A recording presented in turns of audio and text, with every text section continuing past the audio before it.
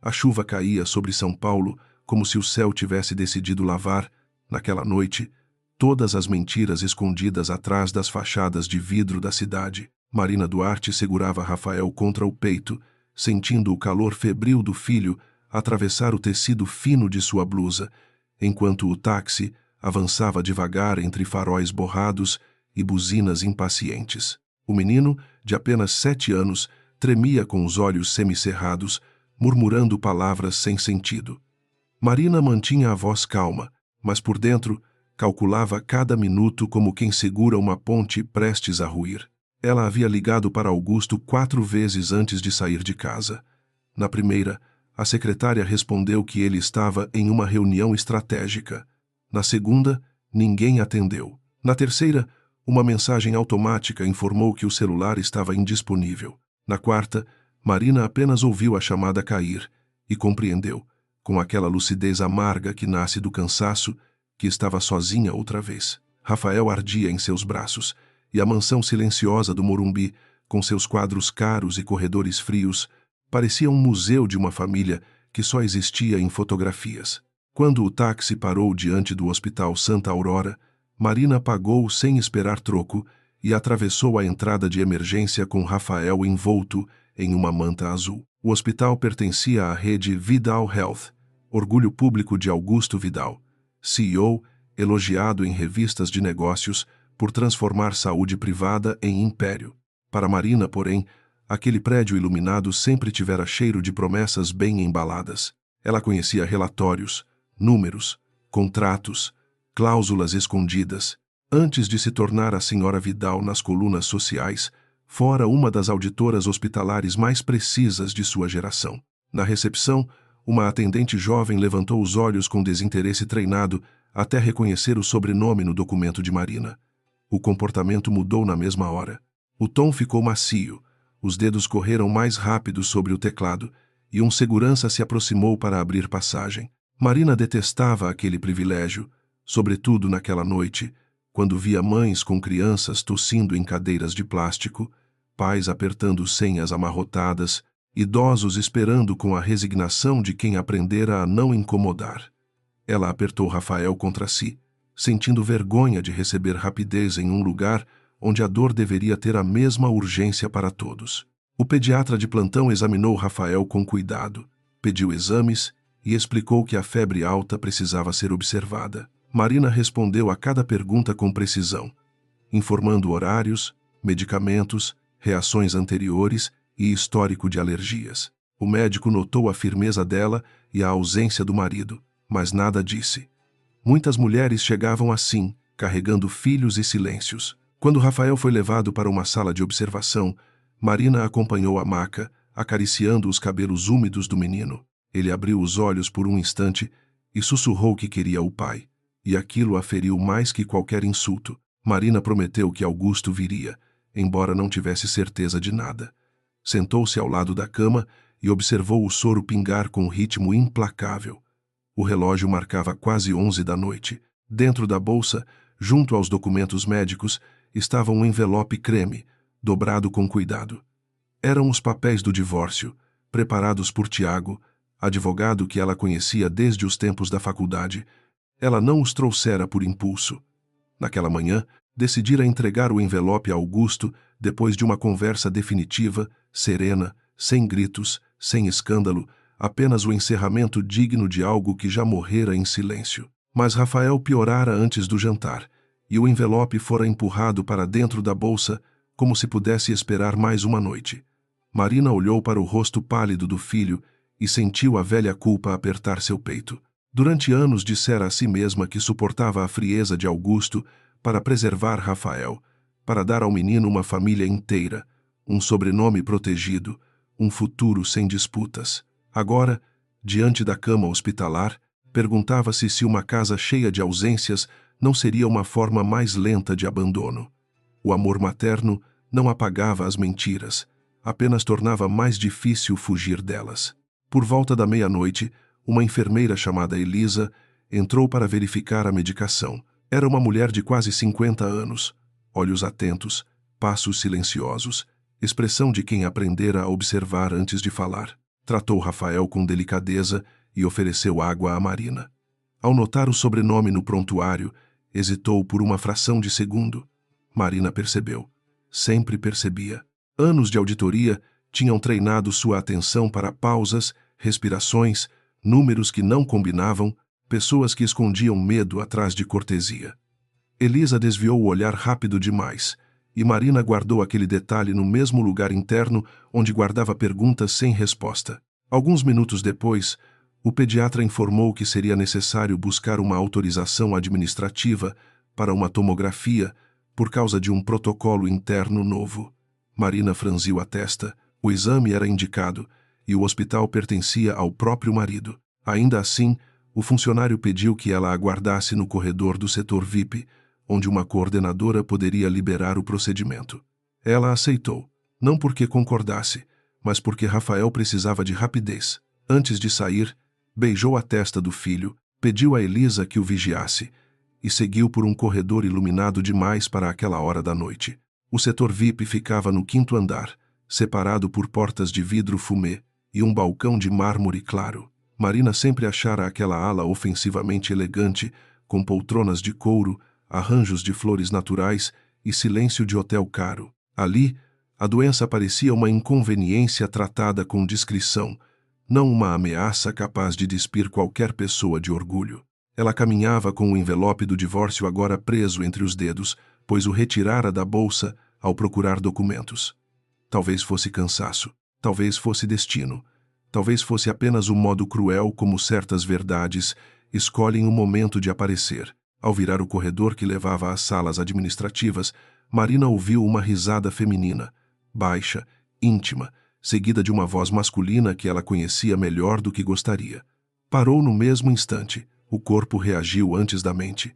O coração deu um golpe seco contra as costelas, e sua mão apertou o envelope até amassar uma das bordas.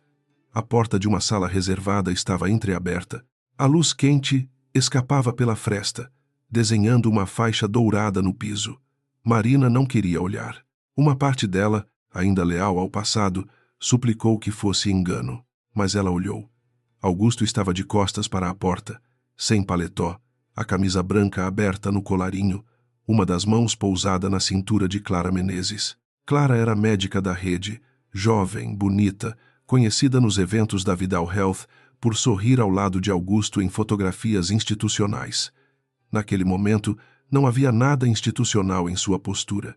Ela tocava o rosto dele com familiaridade, e Augusto inclinava a cabeça para beijá-la como quem retorna a um lugar conhecido. Sobre a mesa, ao lado de uma bolsa vermelha, havia um exame de ultrassom e uma pequena caixa de veludo. Marina sentiu o som do mundo se afastar.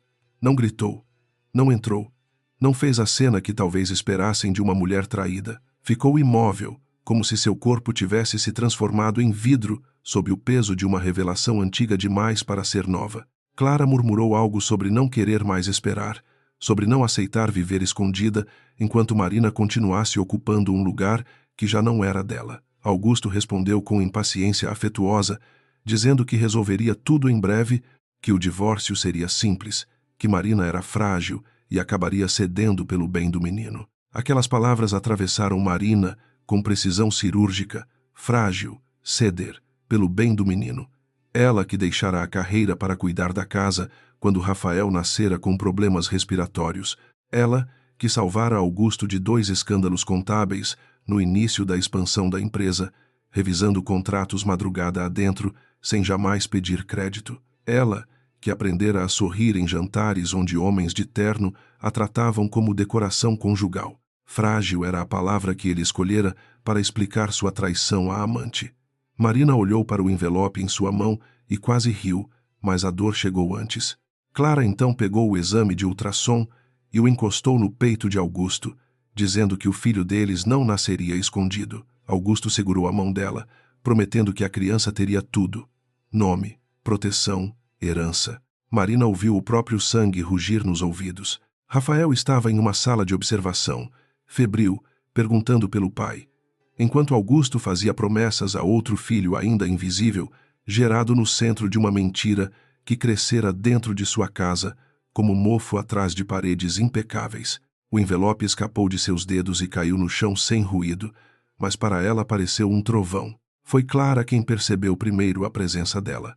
O sorriso da médica morreu devagar, substituído por um brilho de susto e desafio. Augusto virou-se, e por um segundo seu rosto revelou pânico puro, logo coberto por irritação.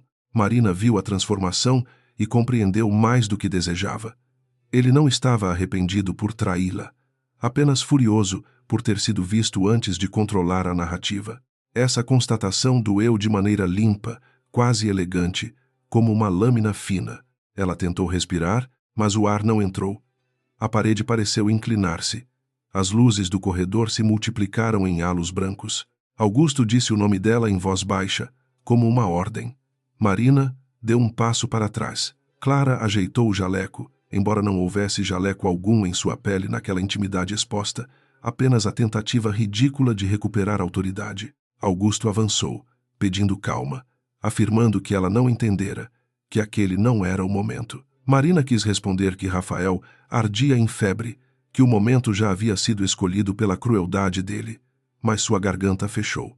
O mundo girou. Ela viu os papéis do divórcio, espalhados perto de seus sapatos molhados, e sentiu que até o chão sabia mais sobre sua vida do que ela. Quando Marina caiu de joelhos, não foi como uma personagem de melodrama, mas como uma mulher cujo corpo finalmente recusou carregar sozinho aquilo que a alma ainda tentava organizar. As lágrimas vieram sem permissão, quentes, violentas, silenciosas no início, depois quebradas por um soluço que lhe escapou com vergonha.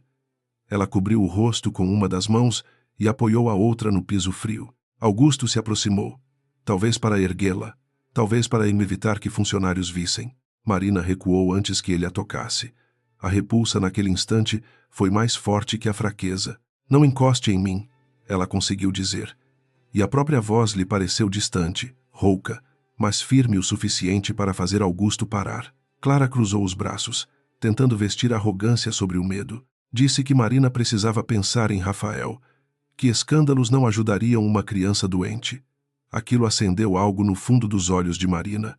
Mesmo ajoelhada, pálida, com os cabelos úmidos grudados ao rosto, ela ergueu a cabeça e fitou Clara como quem grava uma promessa. Rafael não seria usado por nenhuma delas, nem por Clara, nem por Augusto, nem por qualquer império construído sobre chantagem emocional.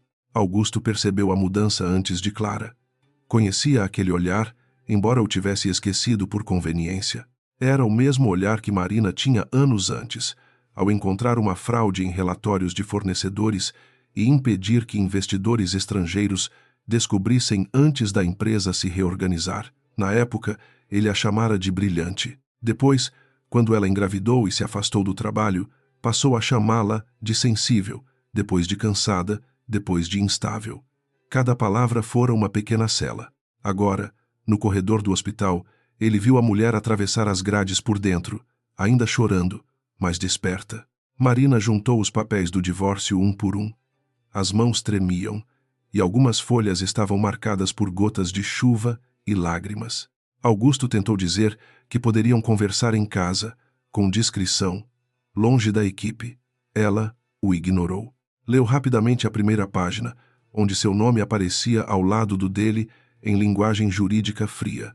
Por um instante, pensou em rasgar tudo ali mesmo. Em seguida, dobrou o envelope com cuidado e o colocou de volta na bolsa. Não seria ele quem definiria os termos de sua saída. Não seria a amante quem marcaria o ritmo de sua dignidade. Preciso da autorização da tomografia de Rafael, ela disse, agora olhando para Augusto não como esposa, mas como alguém diante de um gestor negligente. A frase deslocou o centro da cena. Augusto piscou, surpreso, e Clara abriu a boca como se quisesse protestar. Marina repetiu que o filho estava febril, aguardando o exame, e que qualquer atraso seria registrado por escrito com o nome do responsável.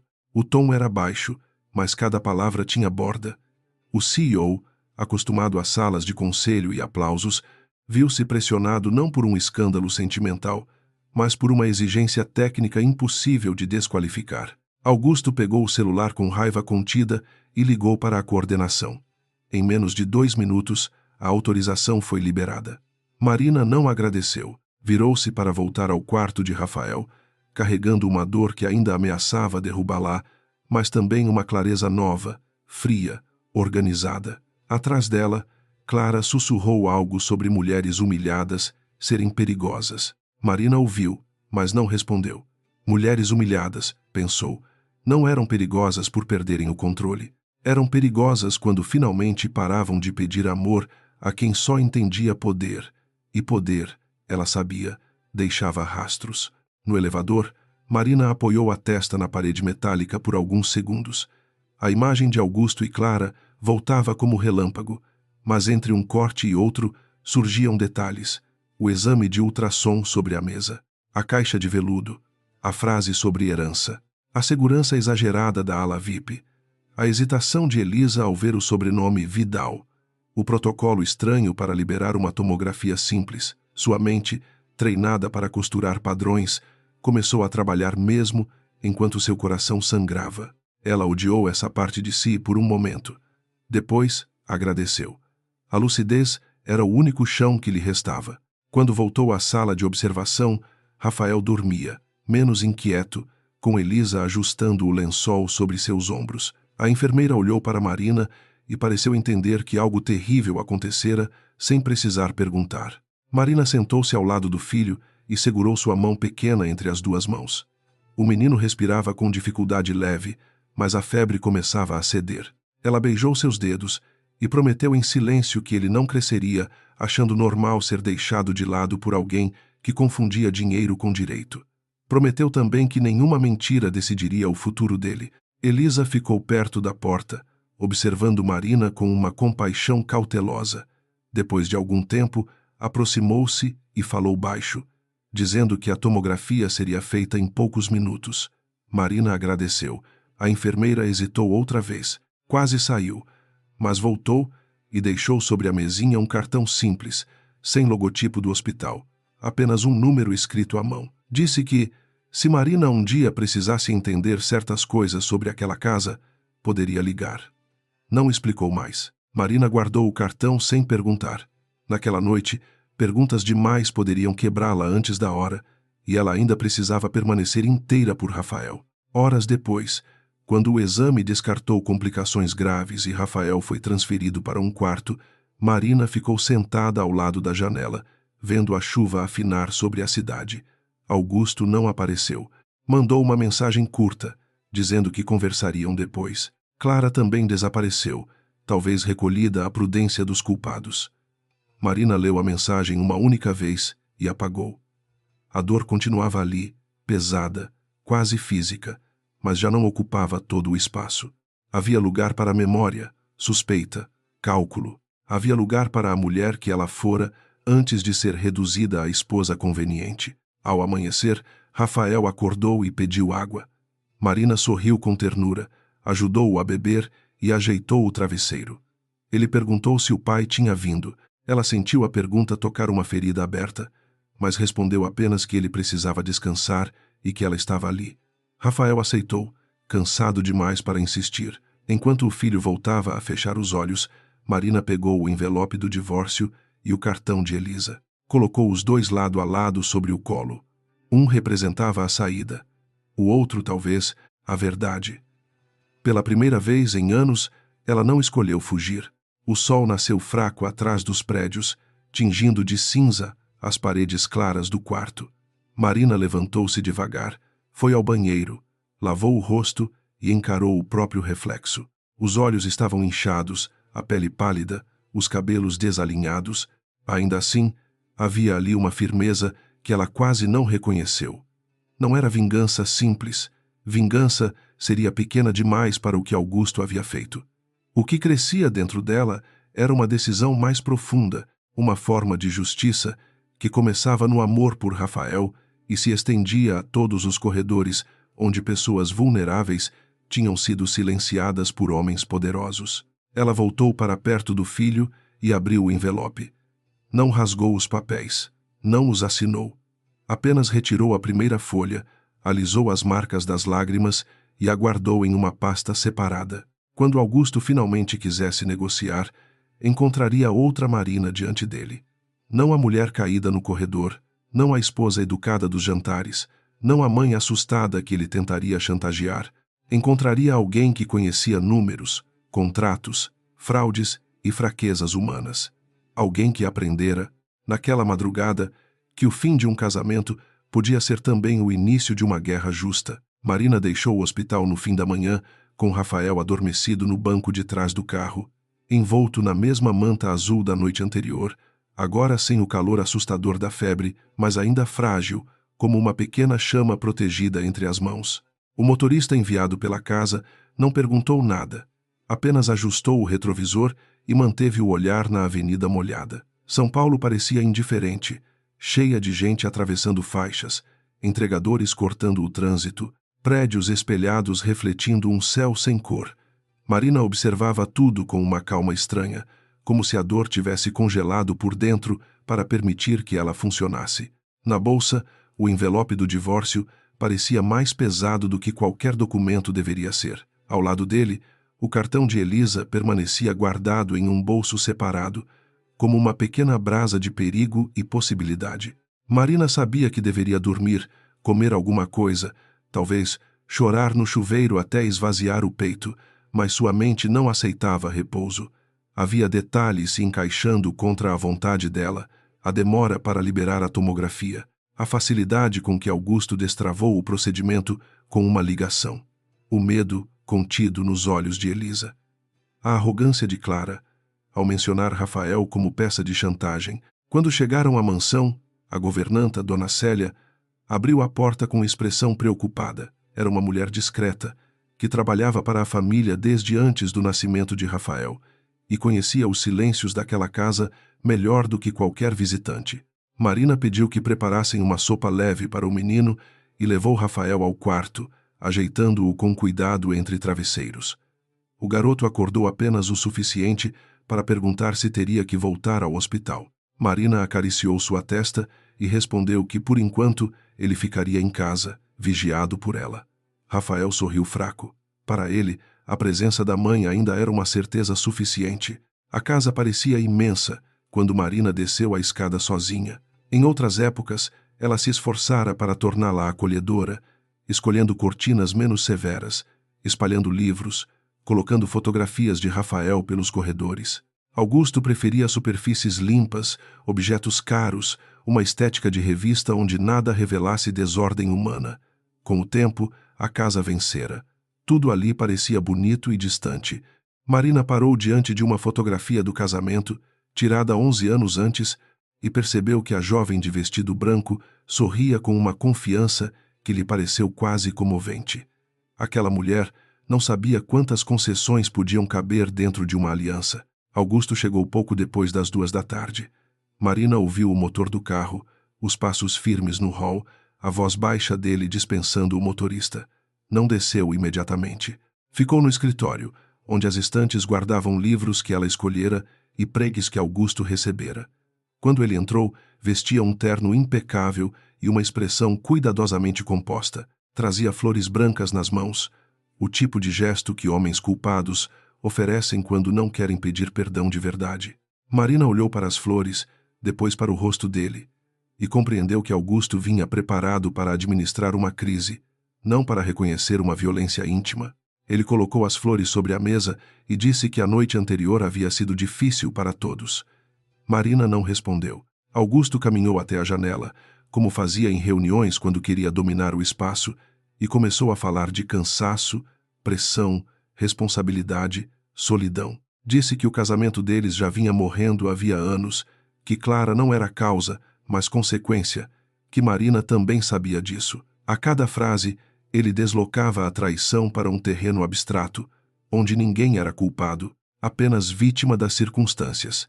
Marina ouviu sem interromper, observando a precisão com que ele tentava transformar covardia em maturidade. Quando Augusto mencionou Rafael, o ar mudou. Ele disse que o menino precisava de estabilidade, que uma disputa pública poderia prejudicá-lo, que a imprensa não teria piedade se descobrisse uma crise familiar envolvendo o CEO da Vidal Health.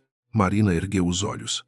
Augusto então abriu uma pasta de couro e retirou novos documentos, diferentes daqueles que Tiago preparara. Eram termos de divórcio, com cláusula sobre guarda compartilhada, confidencialidade absoluta, renúncia de participação societária e uma pensão condicionada ao comportamento público dela.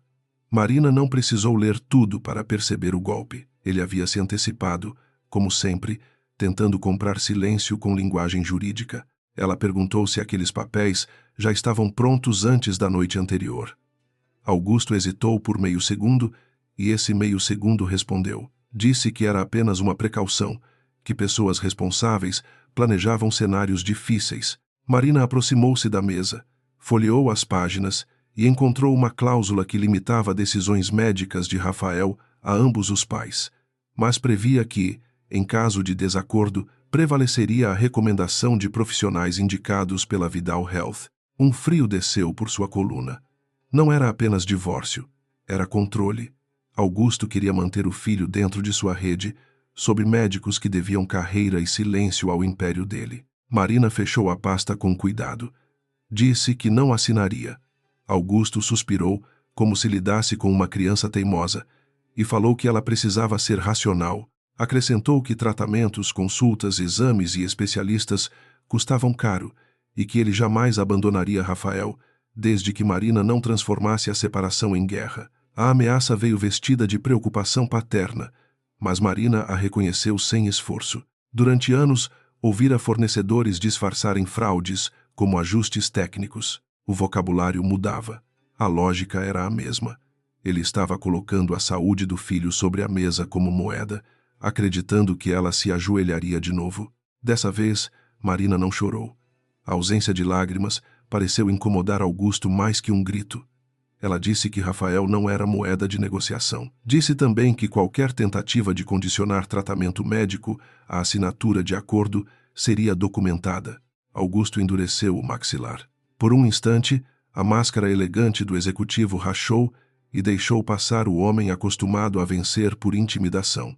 Ele aproximou-se e baixou a voz, afirmando que Marina não sabia contra quem estava se colocando. Ela respondeu que talvez soubesse melhor do que ele imaginava. O silêncio que se seguiu foi denso, quase físico. Augusto recolheu a pasta com movimentos secos.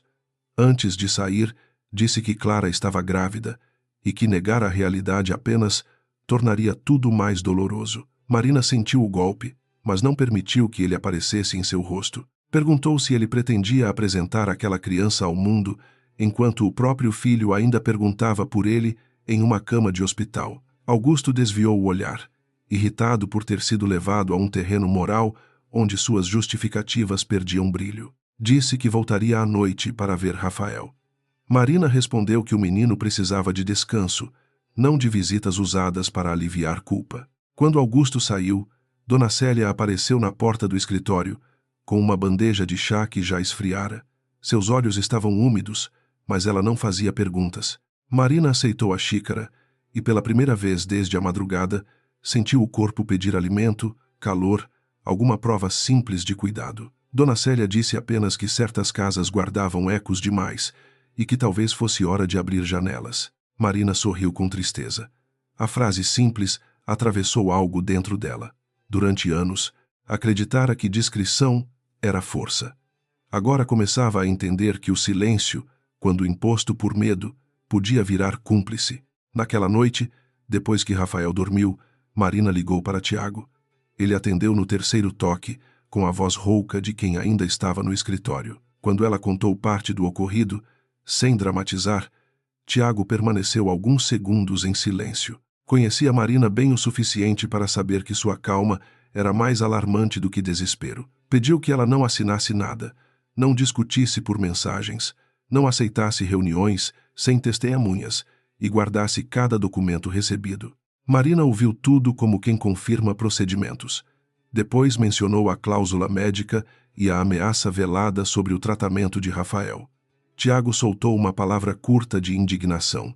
Ele explicou que Augusto poderia tentar construir uma narrativa de instabilidade emocional para enfraquecer L.A.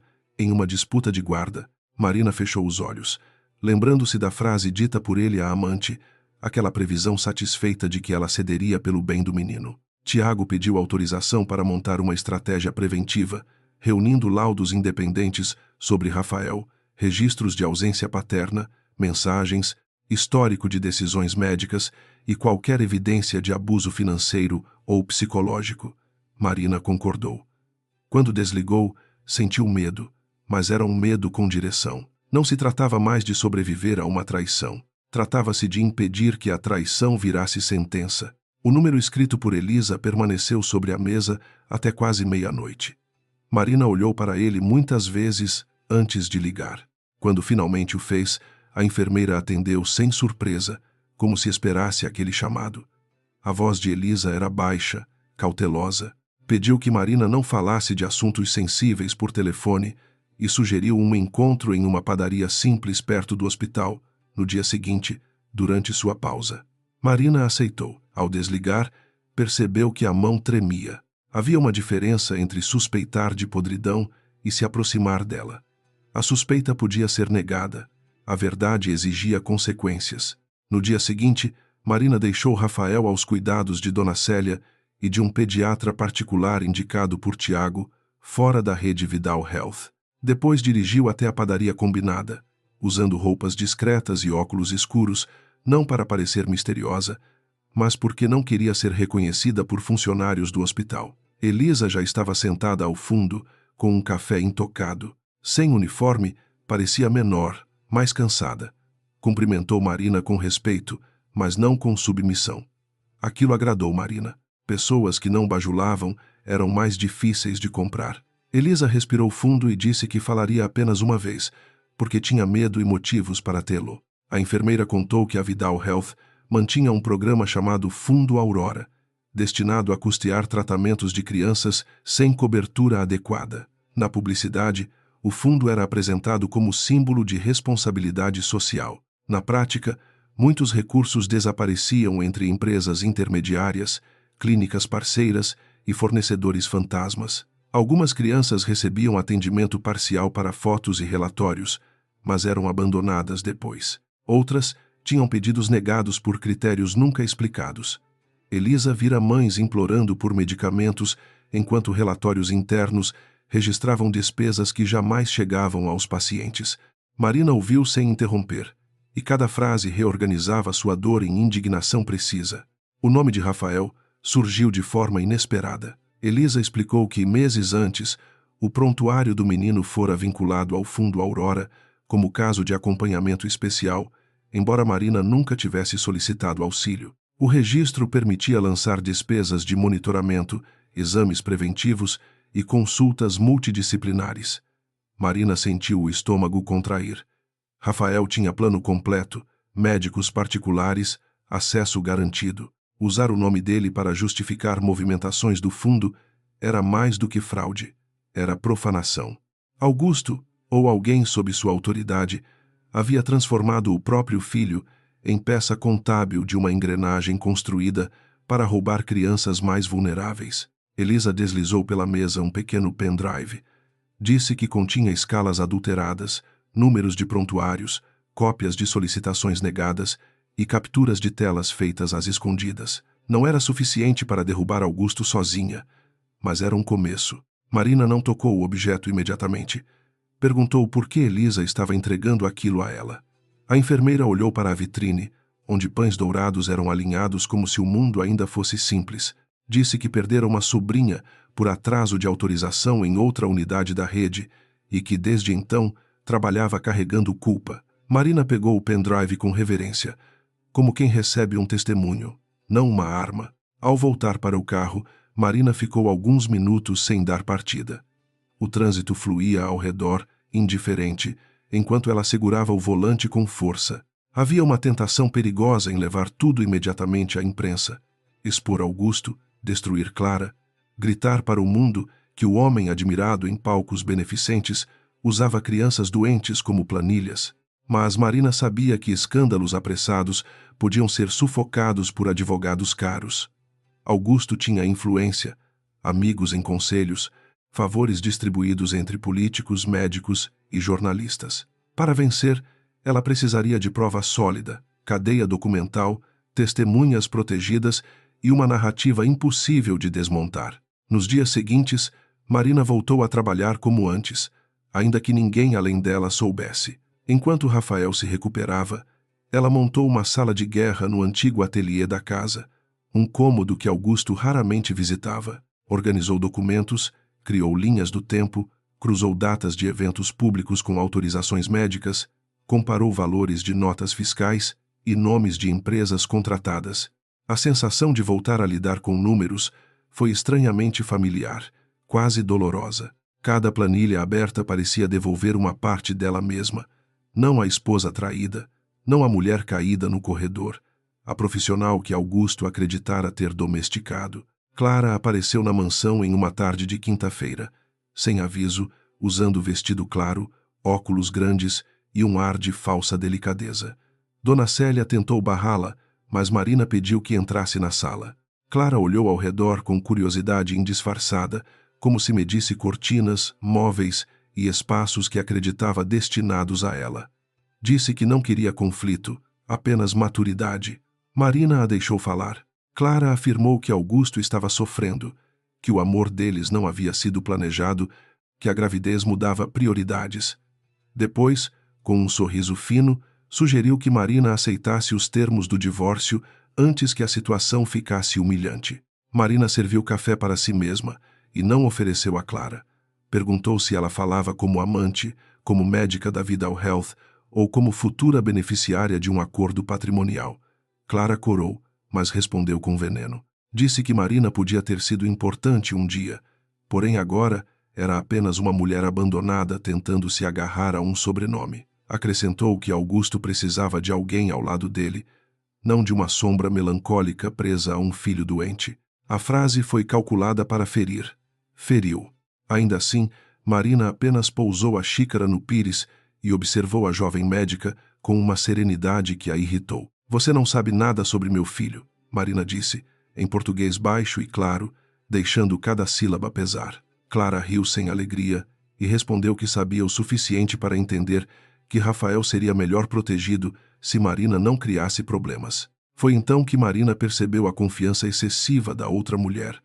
Clara não falava apenas por ciúme, falava como alguém que acreditava possuir informação, respaldo, talvez acesso a prontuários e decisões internas. Marina guardou a pista. Em vez de confrontá-la, perguntou se Augusto a mandara. Clara negou rápido demais. Outra pausa. Outro registro. A casa parecia silenciosa, mas a verdade fazia ruído. Depois que Clara saiu, deixando um perfume doce no ar, Marina foi até o quarto de Rafael. O menino desenhava dinossauros na cama, ainda pálido, mas animado por ter recebido lápis novos de Dona Célia. Ele perguntou quem era a moça bonita que estivera lá embaixo. Marina sentiu uma pontada, mas respondeu que era uma médica do hospital e que não ficaria muito tempo na vida deles. Rafael aceitou a resposta com a inocência cansada das crianças que percebem mais do que os adultos imaginam. Marina sentou-se ao lado dele e ajudou a colorir o céu de laranja, porque algumas tempestades precisavam esperar do lado de fora do quarto. Naquela noite, Tiago foi à mansão com uma pasta grossa e aparência grave. Trouxe uma contadora forense de confiança, Patrícia Nogueira, mulher direta, de cabelos grisalhos curtos e olhar afiado. Marina apresentou o material de Elisa, os documentos de Augusto e suas próprias análises preliminares. Patrícia examinou as primeiras planilhas em silêncio, depois assobiou baixo. Havia padrões claros de superfaturamento, empresas recém-criadas recebendo valores altos, descrições genéricas e autorizações assinadas por diretores ligados pessoalmente a Augusto. Tiago avisou que aquilo poderia se tornar caso criminal, mas também uma bomba contra Marina se fosse mal conduzido. Marina concordou. Disse que não buscava espetáculo, buscava proteção para Rafael e justiça para quem não tinha como enfrentar a Vidal Health. Patrícia ergueu os olhos, avaliando-a com respeito novo. Explicou que precisariam obter documentos originais, validar metadados, encontrar outras testemunhas e mapear o fluxo de dinheiro. Tiago acrescentou que Augusto tentaria desacreditá-la antes que ela se movesse. Como se confirmasse a previsão, o celular de Marina vibrou com uma mensagem de uma conhecida perguntando se era verdade que ela estava em crise emocional e havia feito uma cena no hospital. Augusto já começara a plantar veneno. Marina leu a mensagem, depois a mostrou a Tiago. Não houve surpresa, apenas confirmação. A partir dali, cada passo precisaria ser duplo, um para descobrir a verdade, outro para impedir que a mentira chegasse antes. Marina sentiu um cansaço profundo, mas não recuou. Pediu que Tiago preparasse uma notificação formal, proibindo o uso da imagem e dos dados médicos de Rafael sem autorização expressa dela. Pediu a Patrícia que rastreasse todas as menções ao nome do filho no fundo Aurora, e pediu a si mesma, em silêncio, que não permitisse que a dor a tornasse imprudente. Mais tarde, sozinha no ateliê, Marina abriu uma caixa antiga de documentos de sua época como auditora. Encontrou crachás, certificados, anotações de cursos, relatórios elogiados por superiores que ainda lembravam seu nome. Passou os dedos sobre uma foto em que aparecia de blazer escuro, palestrando diante de executivos, com Augusto na plateia, jovem, admirado, talvez sinceramente apaixonado por sua inteligência. Ela se perguntou quando aquele amor se transformara em necessidade de diminuir a paz. Talvez homens como Augusto só admirassem mulheres fortes enquanto acreditavam poder possuir a força delas. Quando não conseguiam, tentavam rebatizar lá de instabilidade. O telefone tocou perto das 2 da manhã. Era Elisa, aflita. Disse que alguém do setor administrativo perguntara quem acessara antigos registros do Fundo Aurora e que 2 técnicos tinham sido dispensados sem explicação. Marina sentiu o alerta percorrer seu corpo. Augusto talvez ainda não soubesse dela, mas a engrenagem percebera movimento. Elisa pediu desculpas, dizendo que talvez tivesse colocado todos em risco. Marina respondeu que risco maior era deixar tudo continuar. Em seguida, orientou a enfermeira a não acessar mais nada, não copiar nada, não falar com ninguém, e prometeu que Tiago encontraria uma forma segura de protegê-la. Depois da ligação, Marina foi até a varanda. A cidade brilhava ao longe, indiferente e vasta. Em algum ponto dela, Augusto talvez dormisse na cama de Clara, convencido de que controlava esposa, amante, empresa, imprensa e justiça. Marina apoiou as mãos no parapeito e respirou o ar úmido da madrugada. A humilhação ainda doía. Sim, havia momentos em que a imagem do beijo voltava e a fazia querer desaparecer. Mas agora a dor tinha companhia. Havia nomes de crianças em planilhas, mães sem resposta, funcionários com medo, um filho usado como cobertura contábil. Aquilo era maior que casamento. Na manhã seguinte, Augusto enviou uma mensagem exigindo ver Rafael e discutir o acordo. Marina respondeu apenas que qualquer visita deveria ser combinada com antecedência e que todas as conversas sobre divórcio passariam por advogados. Minutos depois, ele ligou. Ela não atendeu. Depois veio outra mensagem, mais dura, acusando-a de manipular o filho. Marina salvou tudo. Em seguida recebeu de Tiago a minuta da notificação sobre os dados médicos de Rafael. Ao ler o documento, sentiu uma calma quase severa. A cada tentativa de Augusto, ela construía uma parede, não de orgulho, mas de prova. No fim do dia, quando Rafael já brincava na sala com blocos de montar, Marina recebeu um envelope sem remetente. Dentro havia uma cópia de relatório interno do Fundo Aurora, com o nome de Rafael listado entre casos beneficiados por acompanhamento intensivo, ao lado de valores absurdos destinados a terapias que ele jamais fizera. Havia também nomes de outras crianças, algumas marcadas como concluídas, outras como inviáveis. Essa palavra ficou presa na garganta de Marina. Inviáveis. Como se vidas pudessem ser descartadas por uma planilha. No rodapé, uma assinatura digital parcial indicava a aprovação de uma diretoria executiva ligada diretamente a Augusto. Marina sentou-se no chão do ateliê, cercada por papéis, e pela primeira vez desde o hospital, deixou as lágrimas voltarem. Não eram iguais às da queda no corredor, aquelas tinham sido lágrimas de espanto, de ruptura. Agora eram lágrimas de luto por algo mais vasto, pela descoberta de que sua vida confortável talvez tivesse sido sustentada por engrenagens que esmagavam outras famílias. Ela não se culpou por crimes que não cometera, mas assumiu a responsabilidade de não virar o rosto depois de saber. Quando enxugou o rosto, pegou o telefone e enviou uma mensagem a Tiago e Patrícia. Temos o primeiro elo. Augusto acreditava que havia encurralado a esposa com vergonha, dinheiro e medo.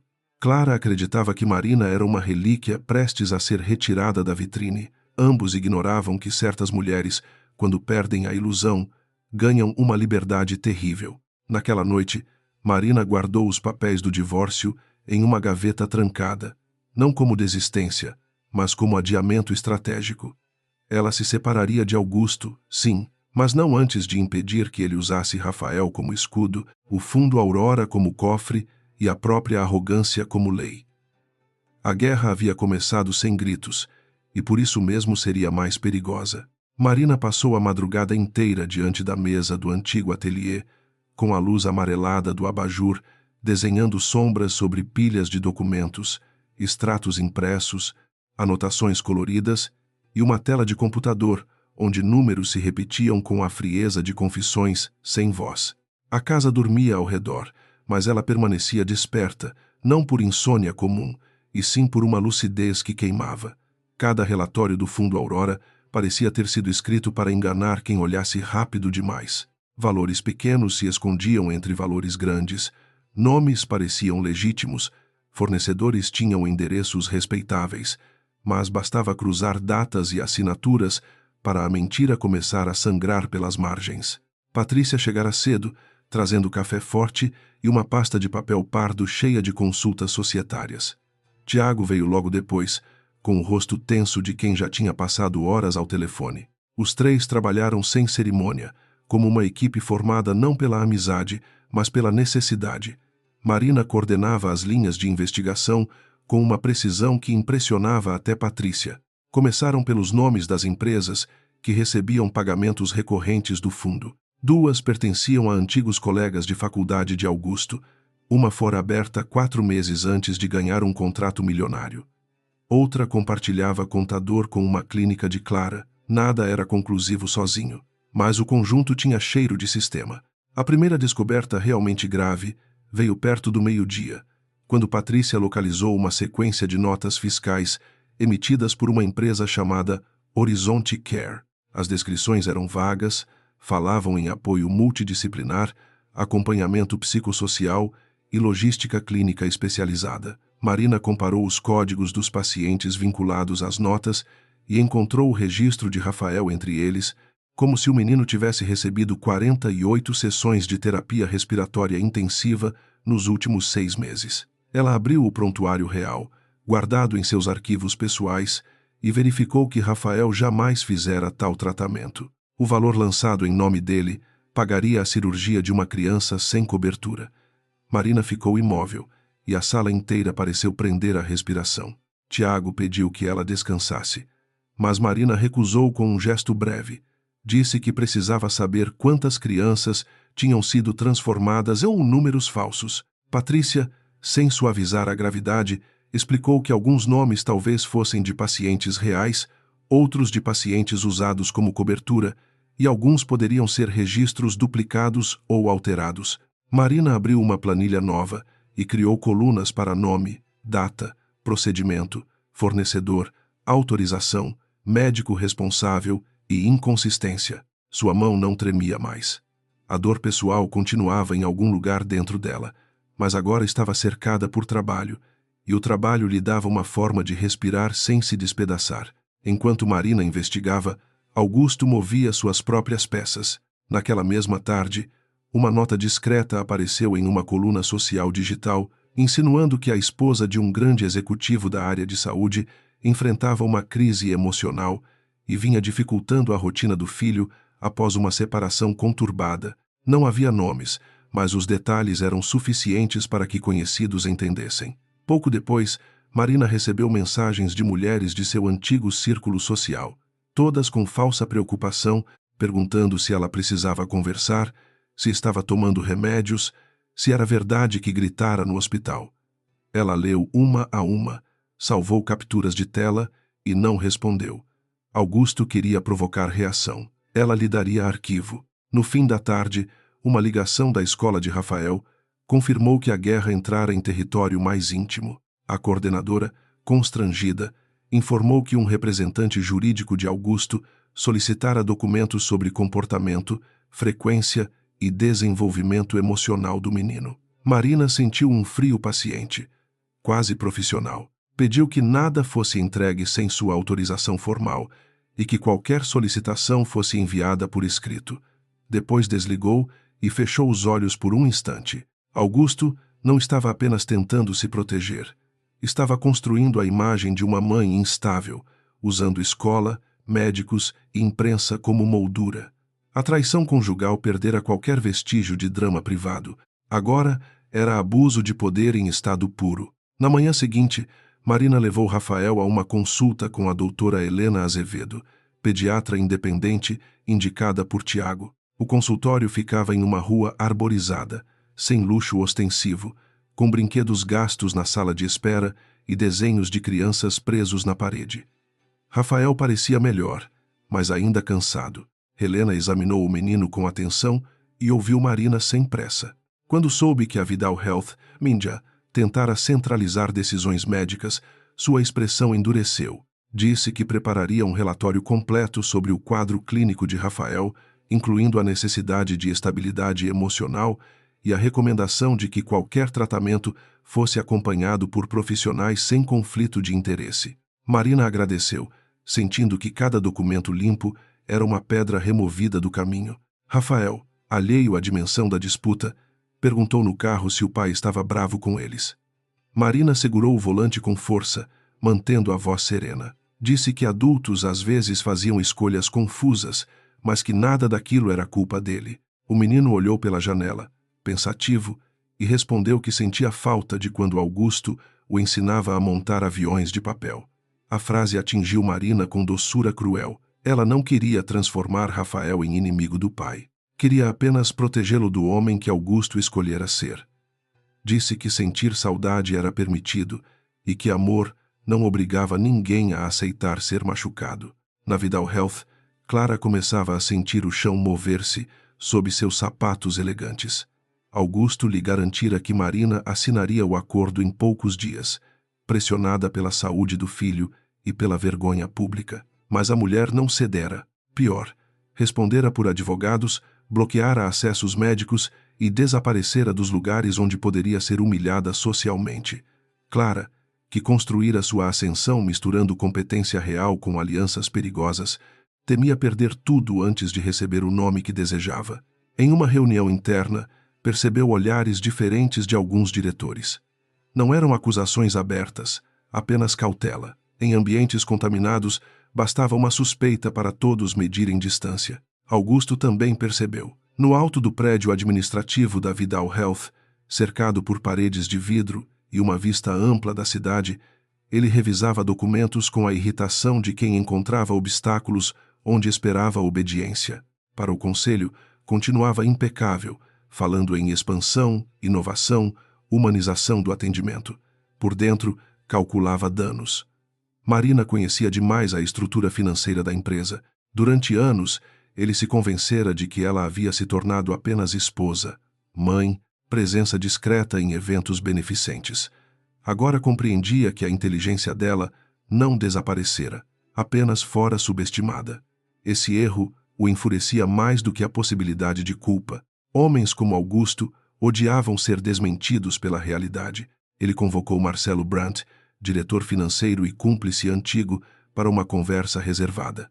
Marcelo era elegante de forma pálida, sempre com gravatas discretas e mãos úmidas. Disse que alguns arquivos antigos do Fundo Aurora haviam sido acessados por perfis de enfermagem e suporte técnico. Augusto exigiu nomes. Marcelo mencionou Elisa, 2 técnicos demitidos e uma assistente administrativa que pedira licença médica. Augusto apertou a mandíbula. Ordenou uma auditoria interna falsa, não para esclarecer, mas para localizar vazamentos e preparar culpados convenientes. Marcelo perguntou sobre Marina. Augusto respondeu que sua esposa estava emocionalmente abalada e que isso, quando chegasse a hora, seria suficiente para desqualificar qualquer acusação. Mas Marina já esperava esse movimento. Tiago protocolou uma notificação extrajudicial contra Augusto, a Vidal Health e qualquer profissional que utilizasse dados médicos de Rafael sem consentimento duplo e finalidade legítima. Patrícia, por sua vez, começou a rastrear as empresas intermediárias por meio de registros públicos, contratos antigos e vínculos familiares. Elisa, afastada das consultas diretas, passou a indicar possíveis testemunhas sem tocar nos sistemas do hospital. Uma delas era Joana Ramos, mãe de uma menina que aguardara meses por um medicamento prometido pelo Fundo Aurora. Outra era Caio, técnico que vira prontuários serem alterados durante a madrugada. A rede de silêncio tinha fios soltos e Marina aprendia a puxá-los sem arrebentar tudo de uma vez. O encontro com Joana aconteceu em uma igreja simples na Zona Leste, escolhida porque a mulher se sentia segura ali. Marina chegou com Tiago sem roupas caras, sem motorista, sem qualquer sinal do mundo que a ligava aos Vidal. Joana era magra, tinha olhos fundos e segurava uma pasta plástica contra o peito como quem protegia restos de esperança. Contou que a filha, Lívia, fora usada em uma campanha do Fundo Aurora, fotografada recebendo carinho de médicos e uma promessa pública de tratamento integral. Meses depois, as ligações deixaram de ser respondidas. No relatório anual, porém, o caso aparecia como concluído com sucesso. Marina ouviu com a cabeça baixa, não por vergonha teatral, mas porque cada palavra pesava. Joana mostrou mensagens, fotos do evento, prescrições médicas, protocolos ignorados. Tiago fez perguntas cuidadosas, explicando que tudo precisaria ser validado. A mulher assentiu, cansada demais para se iludir, mas havia em sua voz uma dignidade que Marina reconheceu imediatamente. Quando Joana perguntou se Marina estava fazendo aquilo por vingança contra o marido, o silêncio ficou delicado. Marina poderia mentir, dizer que não havia dor pessoal. Preferiu a verdade inteira. Disse que a traição a fizera olhar para onde antes não queria olhar, mas que a partir daquele momento a luta era por crianças como Lívia, por Rafael e por qualquer família transformada em ferramenta de propaganda. Joana apertou a pasta contra o peito e acreditou nela. A reação de Augusto veio 2 dias depois, calculada para ferir em público. Em uma entrevista sobre o próximo gala beneficente da Vidal Health, ele falou sobre a importância da serenidade familiar em momentos de transição e pediu respeito à privacidade do filho. Não citou Marina, mas sua expressão de tristeza controlada foi suficiente para produzir comentários. Na internet, perfis anônimos começaram a chamá-la de interesseira, instável, mulher ressentida. Alguns insinuavam que ela queria destruir um projeto social por ciúme da nova companheira do marido. Tiago recomendou silêncio estratégico. Marina obedeceu, embora cada frase injusta lhe ferisse o orgulho. Ela sabia que reputações podiam ser reconstruídas com fatos. Crianças perdidas não voltavam. Clara, porém, não tinha a disciplina de Augusto. Irritada por comentários que a chamavam de oportunista, procurou Marina por mensagem. Escreveu que algumas mulheres não sabiam perder com elegância, que Rafael sofreria se a mãe continuasse criando inimigos e que o futuro não esperava por gente presa ao passado. Marina leu a mensagem no quarto do filho, enquanto Rafael dormia abraçado a um dinossauro de pelúcia. Sentiu o desejo breve de responder com todas as verdades que já reunira. Em vez disso, encaminhou a mensagem a Tiago e salvou o arquivo. Clara não entendia que a arrogância também deixava provas. Cada palavra dela era uma janela para a confiança de quem se julgava intocável.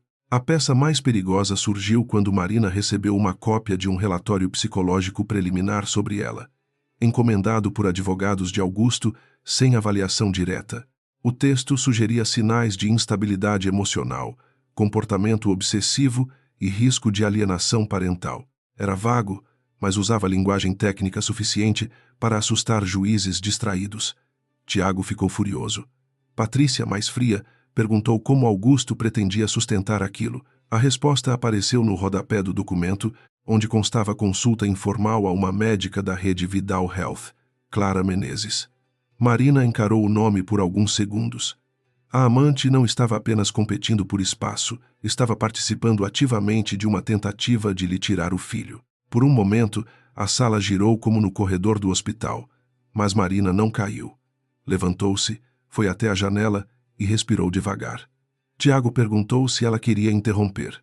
Ela virou-se com os olhos secos e disse que queria uma representação ao Conselho Regional competente, mas apenas quando tivessem prova da interferência indevida. Patrícia sugeriu buscar metadados do arquivo, cadeia de envio e possíveis versões anteriores.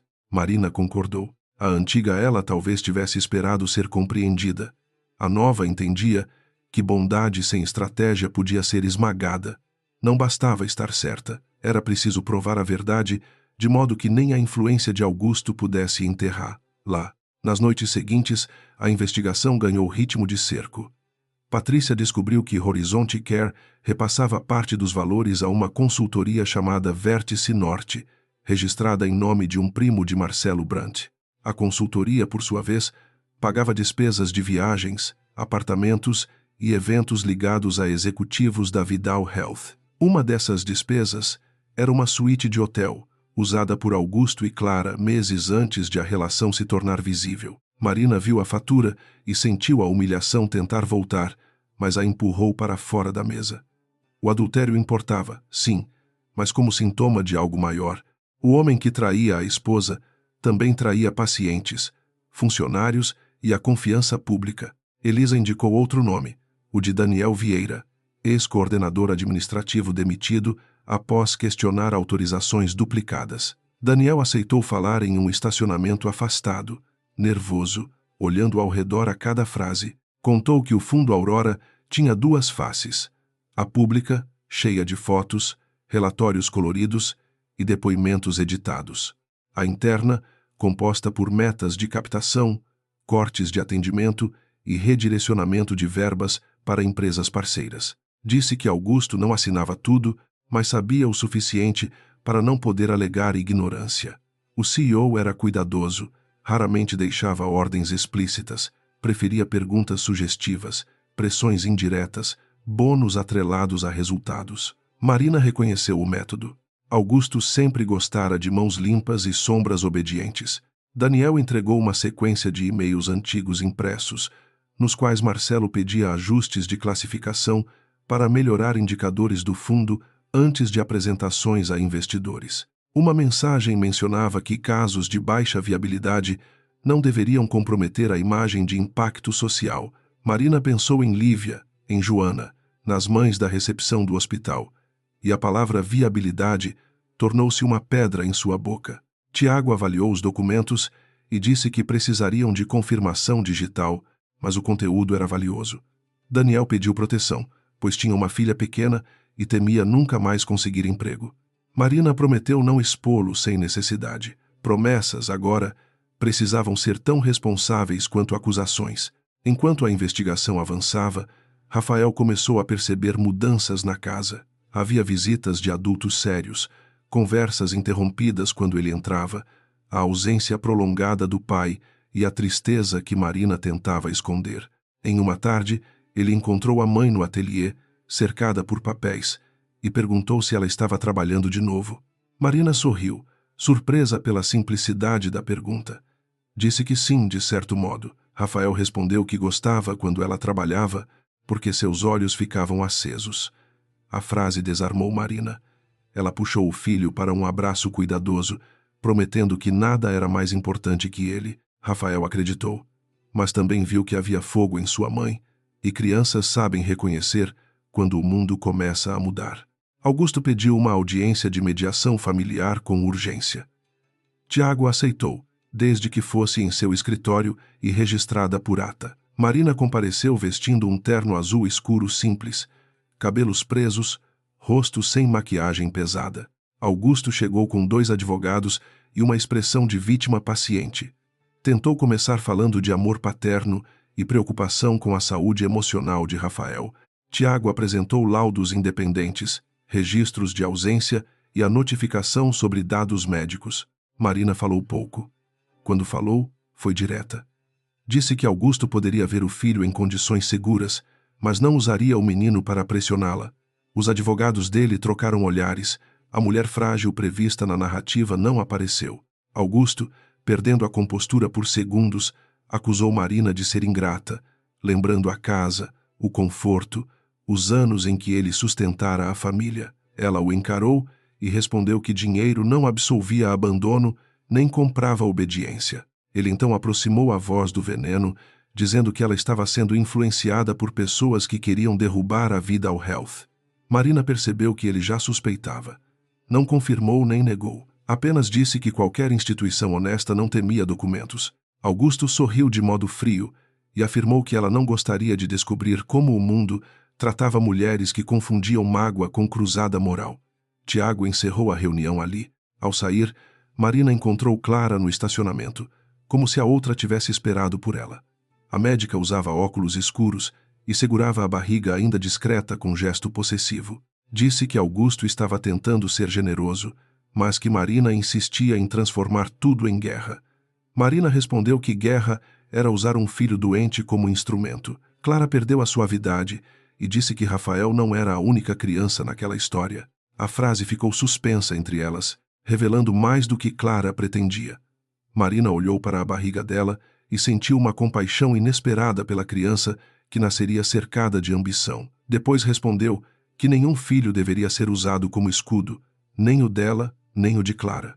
Na semana seguinte, Patrícia encontrou a conexão que mudaria o peso da investigação. Uma sequência de repasses da Vértice Norte terminava em uma conta vinculada a uma fundação cultural que financiava eventos de imagem da Vidal Health. O próximo gala beneficente, anunciado com grande pompa, seria parcialmente pago com recursos desviados do Fundo Aurora, mascarados como patrocínio institucional. No evento, Augusto pretendia lançar um novo hospital pediátrico e consolidar sua imagem de líder compassivo em meio aos rumores pessoais. Marina olhou para a linha de pagamentos, depois para o convite dourado que recebera por formalidade. Era ali que ele transformaria roubo em aplauso. Era ali que a verdade precisaria começar a respirar. Tiago foi cauteloso. Disse que expor tudo em um evento público poderia ser arriscado, teatral demais, vulnerável a acusações de espetáculo. Marina concordou. Mas afirmou que não falava de escândalo improvisado. Falava de coordenar entrega simultânea de provas a autoridades, conselho médico, imprensa investigativa e alguns membros independentes do conselho da empresa, no mesmo momento em que Augusto tentasse usar o gala para blindar sua reputação. Patrícia sorriu pela primeira vez em dias, não por prazer, mas por reconhecer a arquitetura do plano. Marina não queria uma explosão. Queria impedir que os culpados tivessem tempo de apagar rastros. Ainda faltava uma peça. Precisavam provar que Clara participara da manipulação do relatório psicológico e que Augusto autorizara o uso estratégico de informações médicas. A peça chegou por meio de Elisa, que conseguiu, sem acessar sistemas, convencer uma assistente assustada a entregar um registro de reunião. Era uma ata interna incompleta, mas mencionava revisão de riscos familiares do CEO e gestão reputacional associada a prontuário dependente. A expressão era fria, quase indecifrável, mas no contexto dizia muito. O dependente era Rafael. A gestão reputacional era o uso da saúde dele para proteger Augusto. Marina leu a frase várias vezes, e cada leitura fortaleceu sua decisão. Naquela noite, Marina entrou no quarto de Rafael e o encontrou dormindo tranquilo, a respiração suave, o rosto finalmente sem febre. Sentou-se na beira da cama e observou o filho com uma ternura que lhe doía. Tudo o que fizera até ali nascia daquele amor, mas já não terminava nele. Se vencesse, talvez Rafael um dia entendesse que a mãe não lutara para destruir o pai, e sim para impedir que poder sem caráter continuasse ferindo pessoas. Se perdesse, Augusto poderia tomar seu silêncio, sua reputação. Talvez até parte da infância do menino. Ela tocou a testa de Rafael e fez uma promessa sem palavras. Não perderia por falta de coragem. No ateliê, antes de apagar a luz, Marina escreveu em uma folha branca os nomes de todos que já apareciam na investigação. Augusto Vidal, Clara Menezes, Marcelo Brant, Horizonte Care, Vértice Norte, Fundo Aurora. Ao lado escreveu Rafael, Lívia, Elisa, Joana, Daniel e outros nomes menores que a mentira tentara transformar em estatística. A lista dividia o mundo em duas colunas imperfeitas, porque ela sabia que a vida raramente era simples. Ainda assim, havia escolhas. Algumas pessoas usavam dor alheia como degrau. Outras decidiam enfrentar, las mesmo feridas. Marina dobrou a folha e guardou na pasta principal. O gala seria o palco de Augusto, mas a verdade entraria pela porta da frente. O convite para o gala da Vidal Health chegara em papel espesso, com letras douradas e uma promessa impressa de futuro, esperança e cuidado pediátrico. Marina o manteve sobre a mesa do ateliê como quem deixa uma peça de prova à vista, não como lembrança social. O evento aconteceria no salão nobre de um hotel de luxo, com transmissão para parceiros, presença de investidores, médicos, influenciadores, jornalistas e membros do conselho. Augusto pretendia transformar aquela noite em absolvição pública, usando crianças, filantropia e discursos bem ensaiados para esconder a podridão que crescia sob o mármore de seus hospitais. Durante os dias que antecederam o gala, Marina trabalhou com a calma de uma cirurgiã antes de uma operação arriscada. Tiago coordenava a parte jurídica, preparando pacotes de documentos para autoridades competentes, conselho profissional e representantes independentes da empresa. Patrícia finalizava rastreamentos financeiros, ligando repasses do Fundo Aurora a empresas intermediárias, despesas pessoais e patrocínios do próprio evento. Elisa, protegida por orientação legal, reuniu contatos de funcionários dispostos a confirmar procedimentos irregulares. Joana aceitou gravar depoimento, com a fotografia de Lívia sobre a mesa, não para provocar pena, mas para devolver rosto àquilo que Augusto chamava de indicador social. Marina sabia que não poderia subir em um palco apenas com indignação. Indignação emocionava, mas provas sustentavam. Por isso, revisou cada página como se sua vida dependesse de uma vírgula, porque, em certo sentido, dependia. Havia cópias autenticadas, metadados preservados, linhas do tempo, laudos independentes de Rafael, registros de tentativas de acesso ao prontuário do menino, mensagens de Clara e uma nota técnica sobre conflito de interesse. Também havia uma carta escrita por Marina, não para a imprensa, mas para o conselho da Vidal Health, explicando que aquilo não era disputa conjugal, e sim denúncia de uso abusivo de um fundo destinado a crianças doentes. Augusto, por sua vez, acreditava ter recuperado vantagem. Os rumores contra Marina circulavam o suficiente para que pessoas de seu antigo círculo a evitassem com cautela educada. Clara aparecia ao lado dele em alguns compromissos internos, ainda sem anúncio formal, mas com a segurança de quem já se via no retrato oficial. Marcelo Brant garantira que a auditoria interna falsa estava pronta para culpar funcionários subalternos por eventuais falhas administrativas. O conselho, segundo ele, preferia estabilidade a escândalo. Augusto ouviu tudo com satisfação controlada. Ainda subestimava Marina, não por ignorância absoluta, mas por arrogância treinada durante anos de vitória. Na tarde do evento, Marina entrou no quarto de Rafael e o encontrou montando uma torre de blocos coloridos no tapete. O menino já parecia mais forte, embora seus olhos guardassem perguntas que ele não sabia formular. Ele perguntou se ela iria a uma festa. Marina sentou-se ao lado dele, alisando a manga do vestido escuro que escolhera pela sobriedade, não pelo brilho. Disse que iria a uma reunião importante, onde precisaria falar a verdade com muita calma. Rafael empilhou um bloco vermelho sobre outro azul e respondeu que a verdade às vezes deixava as pessoas bravas. Marina sorriu com tristeza e disse que sim, mas mentiras deixavam pessoas feridas. Dona Célia observou Marina descer a escada com uma expressão que misturava orgulho e temor. O vestido era azul profundo, sem decote chamativo, os cabelos presos em um coque baixo, o rosto marcado apenas por batom discreto e olhos firmes. Nada nela pedia compaixão. Tiago esperava no carro, acompanhado por Patrícia. Havia outro veículo com uma assessora jurídica e cópias lacradas dos documentos. Antes de sair, Marina olhou uma última vez para a casa onde fora esposa obediente por tanto tempo. Não sentiu nostalgia. Sentiu apenas que aquele lugar, com seus corredores impecáveis, já não tinha poder para defini-la. O salão do hotel brilhava como uma joia cuidadosamente polida. Lustres imensos espalhavam luz sobre mesas redondas, arranjos de flores brancas e painéis com fotografias de crianças sorrindo em campanhas da Vidal Health. Garçons circulavam com taças, empresários trocavam cumprimentos e jornalistas buscavam rostos conhecidos. Marina entrou sem pressa, sentindo alguns olhares se voltarem para ela, primeiro com surpresa, depois com curiosidade voraz. A esposa desaparecida do CEO havia retornado ao território público. Alguns esperavam lágrimas, outros desequilíbrio, talvez uma cena conveniente. Encontraram uma mulher ereta, silenciosa, que cumprimentava apenas quem precisava e observava tudo com atenção profissional. Augusto a viu do outro lado do salão e, por um segundo, perdeu o ritmo da conversa. Recuperou-se rapidamente, claro, oferecendo ao investidor diante dele um sorriso treinado. Clara estava ao seu lado, vestida de verde claro, uma mão pousada sobre a barriga ainda discreta.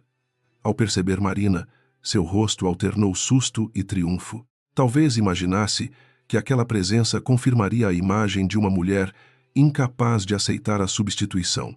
Augusto aproximou-se com elegância dura, perguntou em voz baixa o que ela pensava estar fazendo ali. Marina respondeu que havia recebido convite como esposa legalmente reconhecida e mãe de uma criança usada nos relatórios do Fundo Aurora. A frase foi baixa o suficiente para não virar cena, mas clara o bastante para atingir Augusto como um golpe no peito. Ele endureceu, segurando o sorriso para quem pudesse olhar. Disse que aquela não era a noite para delírios. Marina inclinou levemente a cabeça, quase com pena.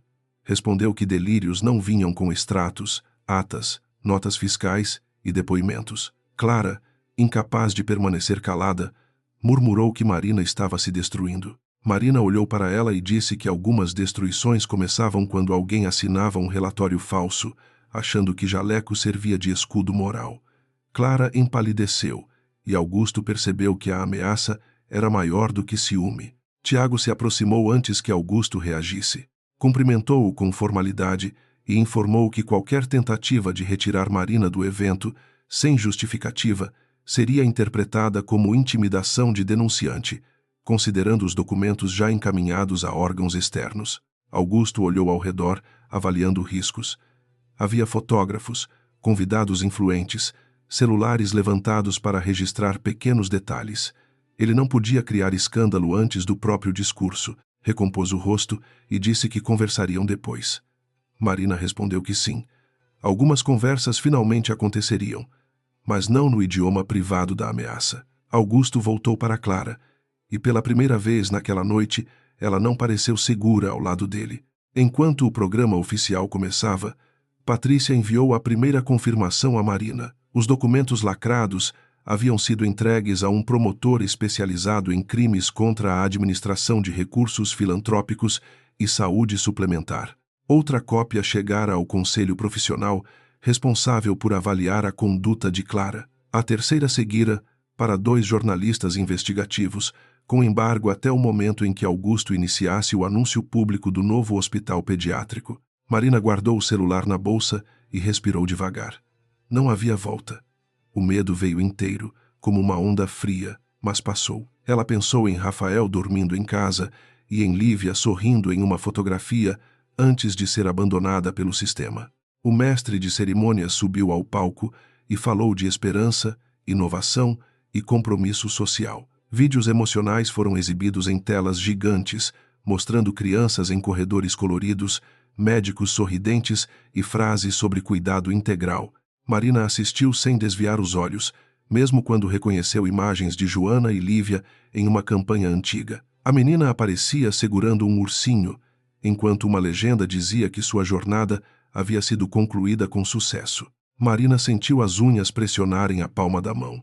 Ao seu lado, Tiago sussurrou que Joana autorizara o uso daquela imagem na denúncia. Marina assentiu. A noite de Augusto estava usando fantasmas. Logo eles falariam. Quando Augusto subiu ao palco, o salão o recebeu com aplausos generosos.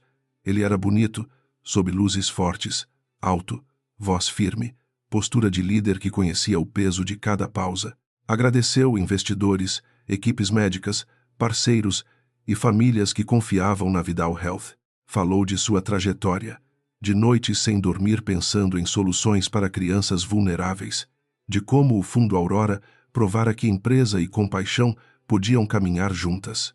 Clara o observava da primeira mesa, com olhos brilhantes, tentando recuperar a confiança. Marina notou que Marcelo Brandt suava discretamente perto do bar. Pessoas culpadas reconhecem tempestades antes que outros vejam nuvens. Augusto anunciou então o projeto do novo hospital pediátrico, financiado por parcerias e pelo sucesso do Fundo Aurora. As telas exibiram uma maquete digital, corredores claros, jardins internos, salas de terapia e uma ala batizada com o nome de Esperança. O aplauso começou antes que ele terminasse a frase. Foi nesse instante que os celulares de vários jornalistas vibraram quase ao mesmo tempo. No fundo do salão, 2 membros independentes do conselho receberam mensagens de suas assessorias. Marcelo olhou para o próprio telefone e ficou branco. Augusto percebeu pequenas distrações na plateia e apertou levemente o púlpito, mas continuou falando, porque homens acostumados a controlar narrativas às vezes confundem atraso com vitória. A primeira pergunta veio de uma jornalista sentada à esquerda, durante a breve abertura para a imprensa que Augusto planejara como formalidade. Ela perguntou se a Vidal Health comentaria documentos que indicavam repasses do Fundo Aurora para empresas ligadas a executivos da própria rede. O salão esfriou. Augusto sorriu de modo técnico e disse que não comentaria acusações sem base. Outro jornalista levantou o telefone e mencionou notas fiscais vinculadas a pacientes que nunca receberam os tratamentos registrados, incluindo crianças usadas em campanhas institucionais. Um murmúrio atravessou as mesas. Clara levou a mão à barriga. Marcelo começou a caminhar para a saída, mas encontrou Tiago perto da porta. Augusto tentou retomar o controle, dizendo que a Vidal Health era auditada, transparente e vítima de ataques coordenados em momento sensível. Então, uma das telas, que deveria exibir a maquete do hospital, apagou por um segundo e voltou com um comunicado do Conselho Independente, informando que denúncias graves haviam sido recebidas e que uma investigação externa seria instaurada imediatamente. Não fora obra de Marina invadir sistema algum. Um dos conselheiros, alertado antes do discurso e temendo responsabilidade pessoal, ordenara a interrupção do material institucional. O golpe era mais forte justamente por vir de dentro. O império começava a proteger a si mesmo contra o próprio rei. Marina levantou-se apenas quando seu nome começou a circular em sussurros. Não correu para o palco. Não gritou. Caminhou até o microfone lateral reservado a perguntas, acompanhada por Tiago. O salão abriu espaço como se uma corrente invisível passasse entre as mesas. Augusto a encarou com ódio contido, mas diante de todos, precisou manter compostura. Marina apresentou-se como Marina Duarte, mãe de Rafael Vidal e ex-auditora especializada em gestão hospitalar. Disse que não estava ali para discutir a vida íntima do CEO.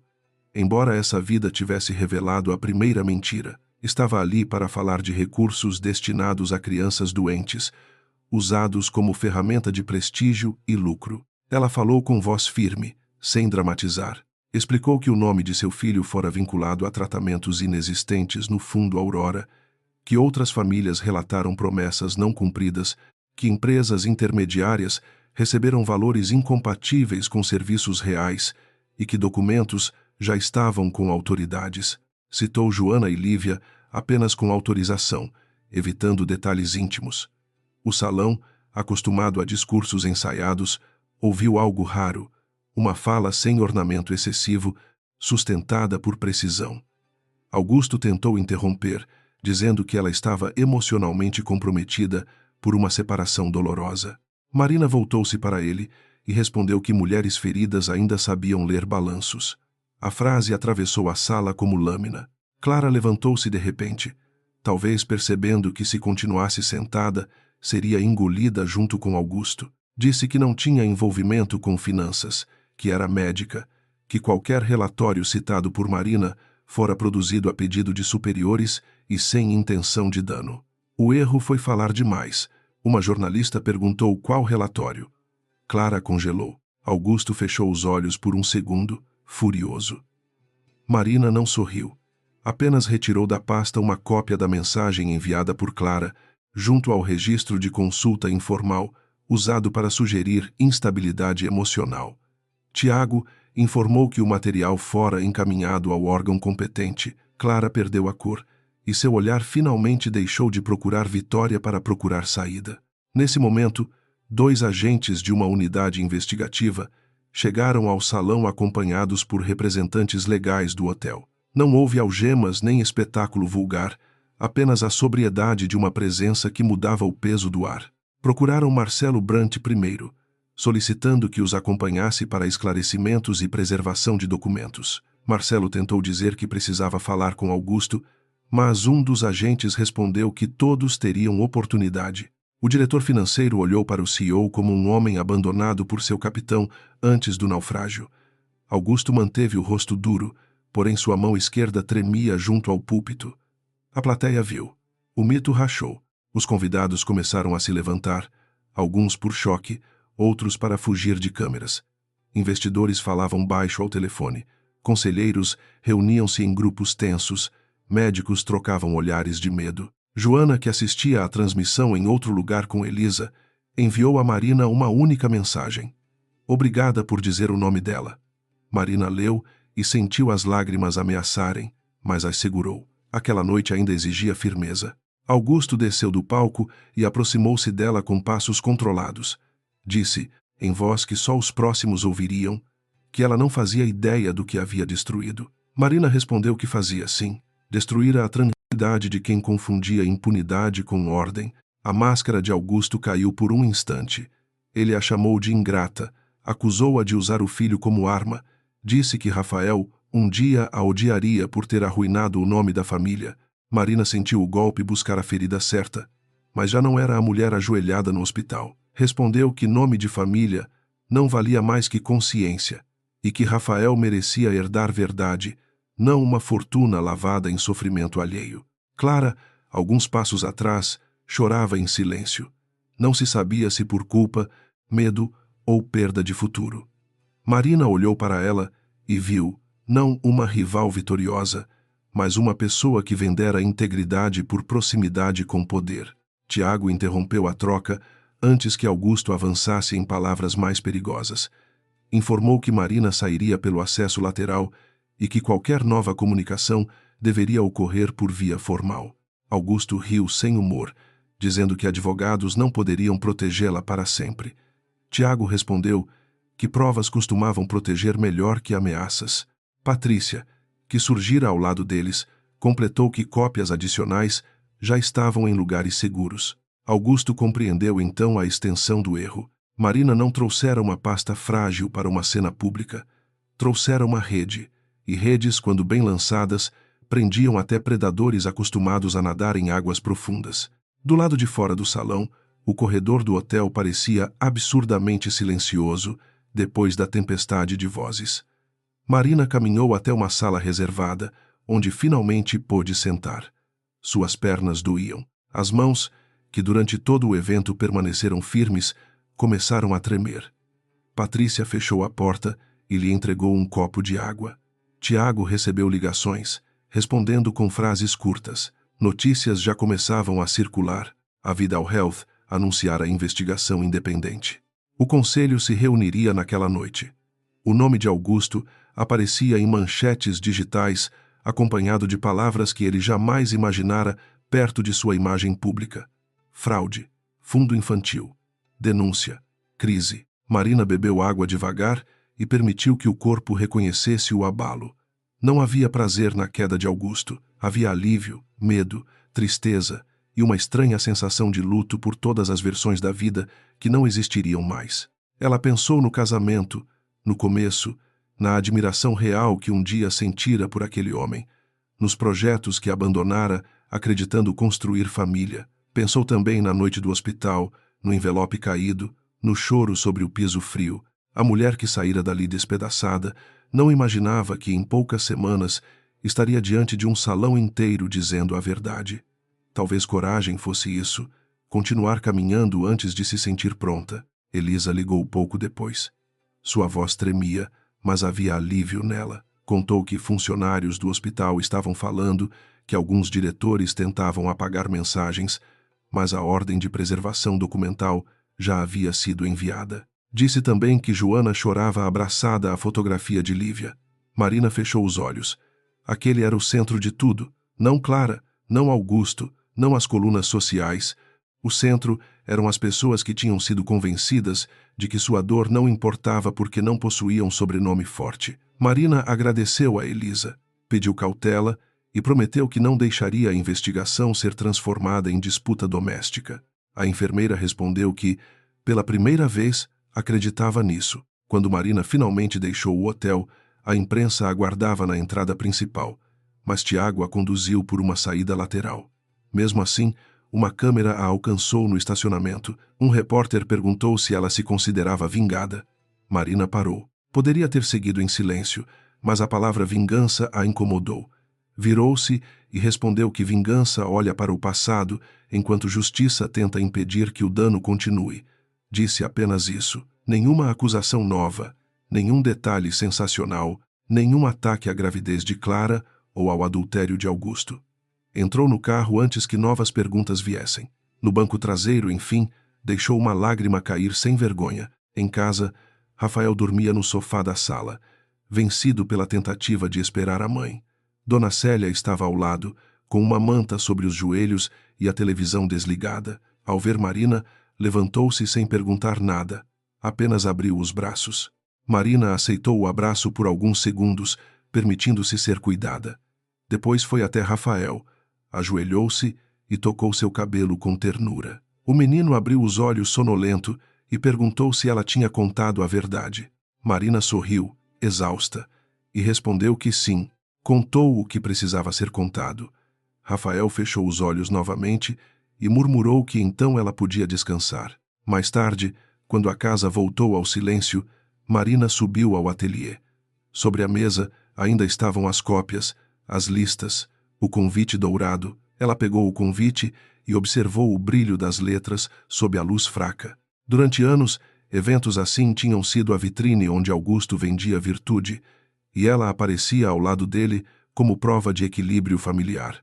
Naquela noite, a vitrine quebrara, mas cacos ainda cortavam. Ela sabia que a batalha não terminara. Augusto tentaria salvar o que pudesse. Clara tentaria reduzir sua culpa. Marcelo entregaria alguém para sobreviver, e a justiça caminharia no ritmo difícil dos processos. Mesmo assim, algo essencial já havia mudado. Marina abriu a gaveta onde guardava os papéis do divórcio.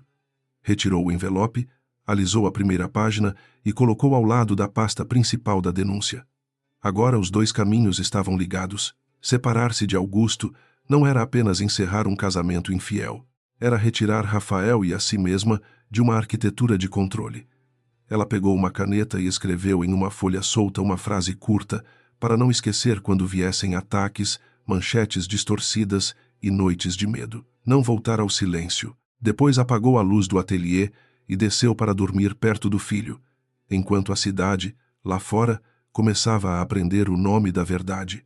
A manhã seguinte ao gala não trouxe silêncio, trouxe ruído em todas as formas possíveis. Manchetes se multiplicavam em portais de notícia, telefones tocavam sem descanso, carros de reportagem apareciam diante dos hospitais da Vidal Health e o conselho da empresa convocava reuniões emergenciais com a pressa dos que descobrem tarde demais que a reputação não é uma parede, mas vidro. Marina acordou no sofá, com Rafael ainda dormindo ao seu lado, a cabeça do menino apoiada em sua perna. Por alguns minutos, antes de abrir as mensagens, permitiu-se apenas ouvir a respiração dele, porque ali estava a única medida real de vitória que lhe importava. Tiago chegou cedo, trazendo uma expressão séria e uma pilha de atualizações. Augusto fora afastado temporariamente da presidência executiva, enquanto a investigação interna e as autoridades examinavam documentos. Marcelo Brandt prestara depoimento preliminar e, como Patrícia previra, começara a indicar pressões superiores para diminuir a própria responsabilidade. Clara fora notificada pelo conselho profissional e afastada de suas funções clínicas até a apuração de seu envolvimento no relatório psicológico e no acesso indevido a informações de Rafael. Nada ainda era condenação definitiva. Marina sabia disso. A justiça não era um raio. Era uma construção lenta, feita de provas, paciência e resistência contra a tentativa dos poderosos de cansar todos ao redor. Augusto telefonou muitas vezes naquela manhã. Marina não atendeu. Depois vieram mensagens, primeiro furiosas, depois frias, depois quase suplicantes. Ele dizia que tudo havia saído do controle, que pessoas inocentes seriam prejudicadas, que a empresa empregava milhares de famílias, que Rafael sofreria ao ver o pai destruído. Marina leu apenas o necessário para salvar os registros e encaminhá-los a Tiago. A manipulação estava ali, mudando de roupa conforme a porta fechava. Culpa, ameaça, apelo, chantagem moral. Durante anos, ela teria respondido tentando explicar seu coração. Agora, entendia que algumas conversas não buscavam entendimento, apenas uma fresta por onde o controle pudesse voltar a entrar. Rafael acordou enquanto ela guardava o celular. Olhou para a mãe com olhos ainda sonolentos e perguntou se o pai estava triste. Marina sentiu a pergunta abrir uma estrada difícil. Não queria mentir, mas também não queria entregar ao filho uma verdade pesada demais para sua idade. Sentou-se ao lado dele, segurou suas mãos pequenas e disse que Augusto estava enfrentando as consequências de escolhas erradas e que tristeza não apagava a responsabilidade. Rafael franziu a testa, tentando organizar conceitos grandes em uma mente infantil. Perguntou se ainda podia amar o pai. Marina o abraçou imediatamente, antes que a dúvida virasse culpa. Disse que sim, que amor de filho não precisava carregar os erros dos adultos. Os dias seguintes foram ocupados por depoimentos, reuniões jurídicas e uma mudança silenciosa dentro da casa. Augusto deixou de ter acesso livre à mansão por orientação judicial provisória, e as visitas a Rafael passaram a depender de horários combinados e acompanhamento inicial. A primeira visita aconteceu em uma sala neutra no escritório de Tiago, com brinquedos sobre uma mesa e cadeiras simples. Augusto entrou abatido, sem a armadura perfeita de outros tempos, mas ainda tentando preservar a autoridade. Ao ver Rafael, sua expressão amoleceu de verdade por um instante. O menino correu para abraçá-lo e Marina sentiu o peito apertar, não de ciúme, mas de dor pelo que poderia ter sido se Augusto tivesse amado sem usar. A conversa entre pai e filho foi curta, cheia de perguntas simples e respostas cuidadosas. Rafael mostrou um desenho de dinossauro. Augusto elogiou, tentou prometer passeios futuros, mas Tiago interveio quando as promessas começaram a tocar temas que dependiam de decisão judicial. Marina permaneceu calada, observando. Quando Rafael foi levado por Dona Célia para tomar suco, Augusto virou-se para ela. Pela primeira vez, parecia menos furioso do que cansado. Disse que nunca quis machucar o menino. Marina respondeu que intenção não apaga efeito. Ele baixou os olhos, e por um segundo ela viu o homem jovem que um dia admirara, soterrado sob ambição, vaidade e medo de perder. Mas a fragilidade durou pouco. Augusto perguntou se ela pretendia levar aquilo até o fim, mesmo que a empresa quebrasse, mesmo que seu nome fosse arrastado por anos. Marina respondeu que quem arrastara o nome deles fora ele, quando usou a saúde de crianças como instrumento financeiro e emocional. Augusto fechou o rosto, como se a palavra crianças fosse uma acusação excessiva. Disse que negócios eram complexos, que fundos exigiam ajustes, que ela estava simplificando um sistema que não compreendia mais. Marina sentiu uma tristeza profunda. Mesmo diante do abismo, ele ainda procurava linguagem para suavizar o imperdoável. Ela então percebeu que não precisava mais da confissão dele para seguir. A investigação avançou com rapidez incomum porque muitos começaram a falar.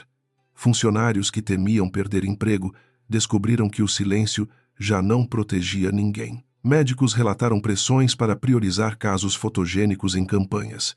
Administradores confirmaram metas de redução de custos no Fundo Aurora, enquanto relatórios externos anunciavam expansão de atendimentos.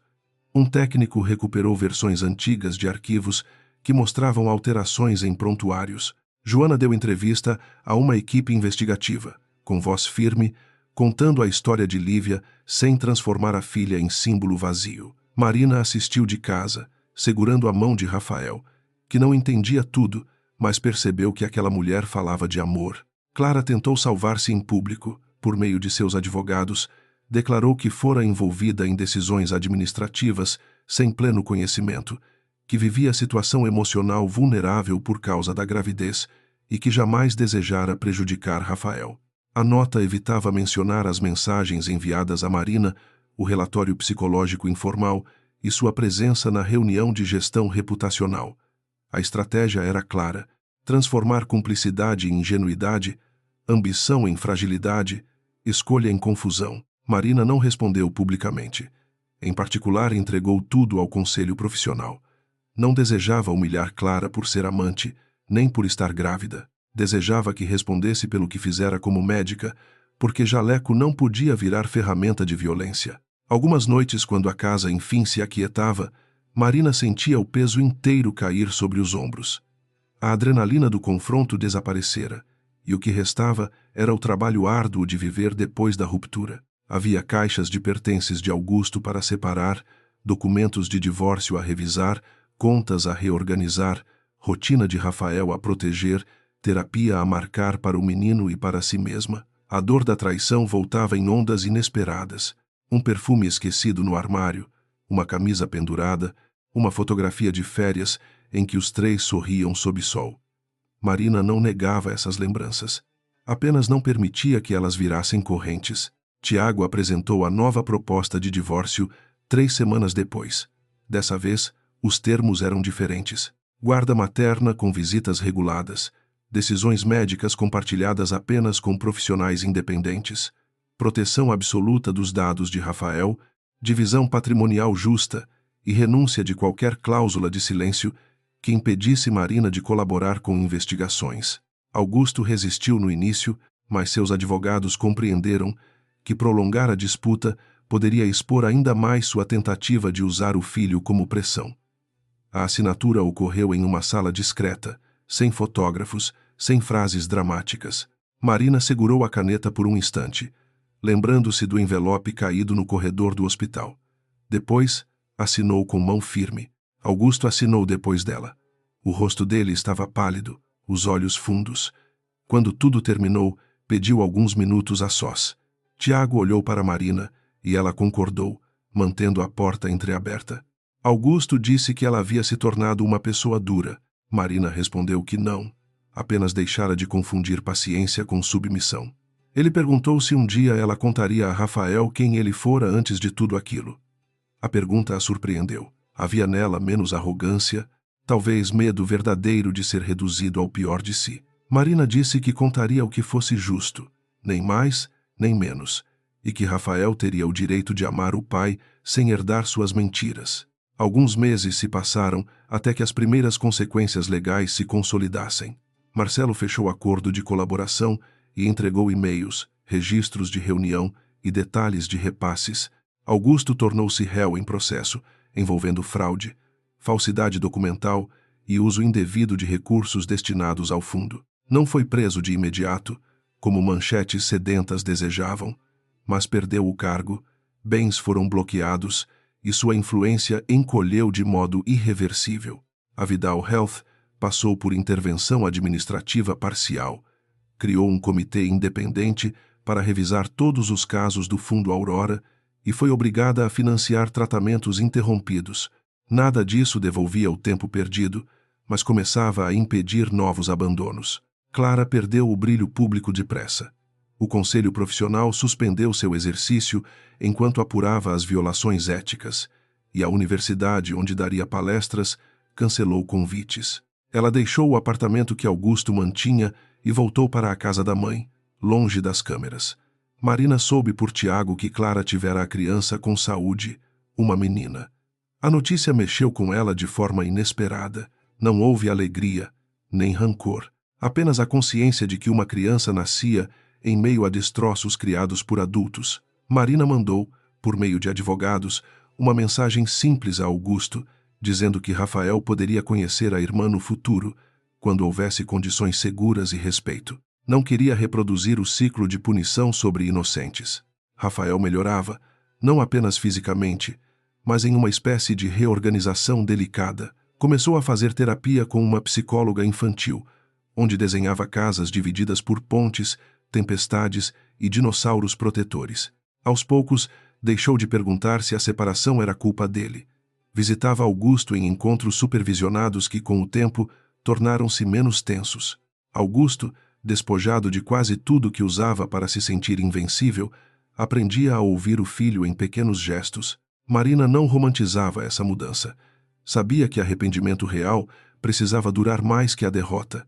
Ainda assim, permitia que Rafael tivesse espaço para construir sua própria relação, desde que segura. A transformação de Marina tornou-se pública contra sua vontade. Convites para entrevistas, palestras e programas de televisão chegaram em excesso. Muitos queriam a história da esposa traída que derrubou o CEO infiel. Marina recusou quase todos. Quando aceitou falar, escolheu uma entrevista séria sobre governança hospitalar, proteção de dados médicos e fundos filantrópicos. Não contou detalhes íntimos, não explorou lágrimas, não atacou a gravidez de Clara. Falou de controles internos, auditorias independentes, canais de denúncia e da necessidade de tratar pacientes como pessoas, não ativos reputacionais. Alguns espectadores talvez esperassem drama conjugal. Receberam uma mulher que transformara sofrimento em estrutura. Foi dessa entrevista que nasceu o Instituto Linha Clara, nome escolhido por Rafael, que dizia que linhas claras ajudavam a colorir sem borrar tudo. A organização começou pequena, em 2 salas alugadas, reunindo advogados voluntários, auditores, médicos independentes e assistentes sociais para orientar famílias prejudicadas por negativas abusivas, fraudes de programas sociais e manipulação de prontuários. Elisa tornou-se coordenadora de acolhimento depois de deixar a Vidal Health com um acordo de proteção.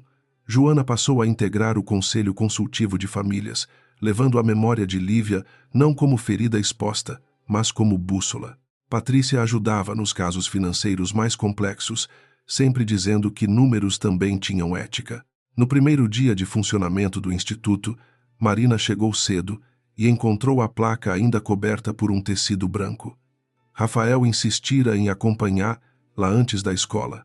Ele usava mochila azul e segurava um estojo de lápis como se fosse presente solene. Dona Célia apareceu com bolo simples, Tiago com documentos de registro, Elisa com olhos marejados e Joana com uma fotografia pequena de Lívia dentro da bolsa. Quando o tecido foi retirado, ninguém aplaudiu de imediato. Houve um silêncio respeitoso, como se todos entendessem que aquele lugar nascia de perdas que não deviam ser transformadas em festa fácil.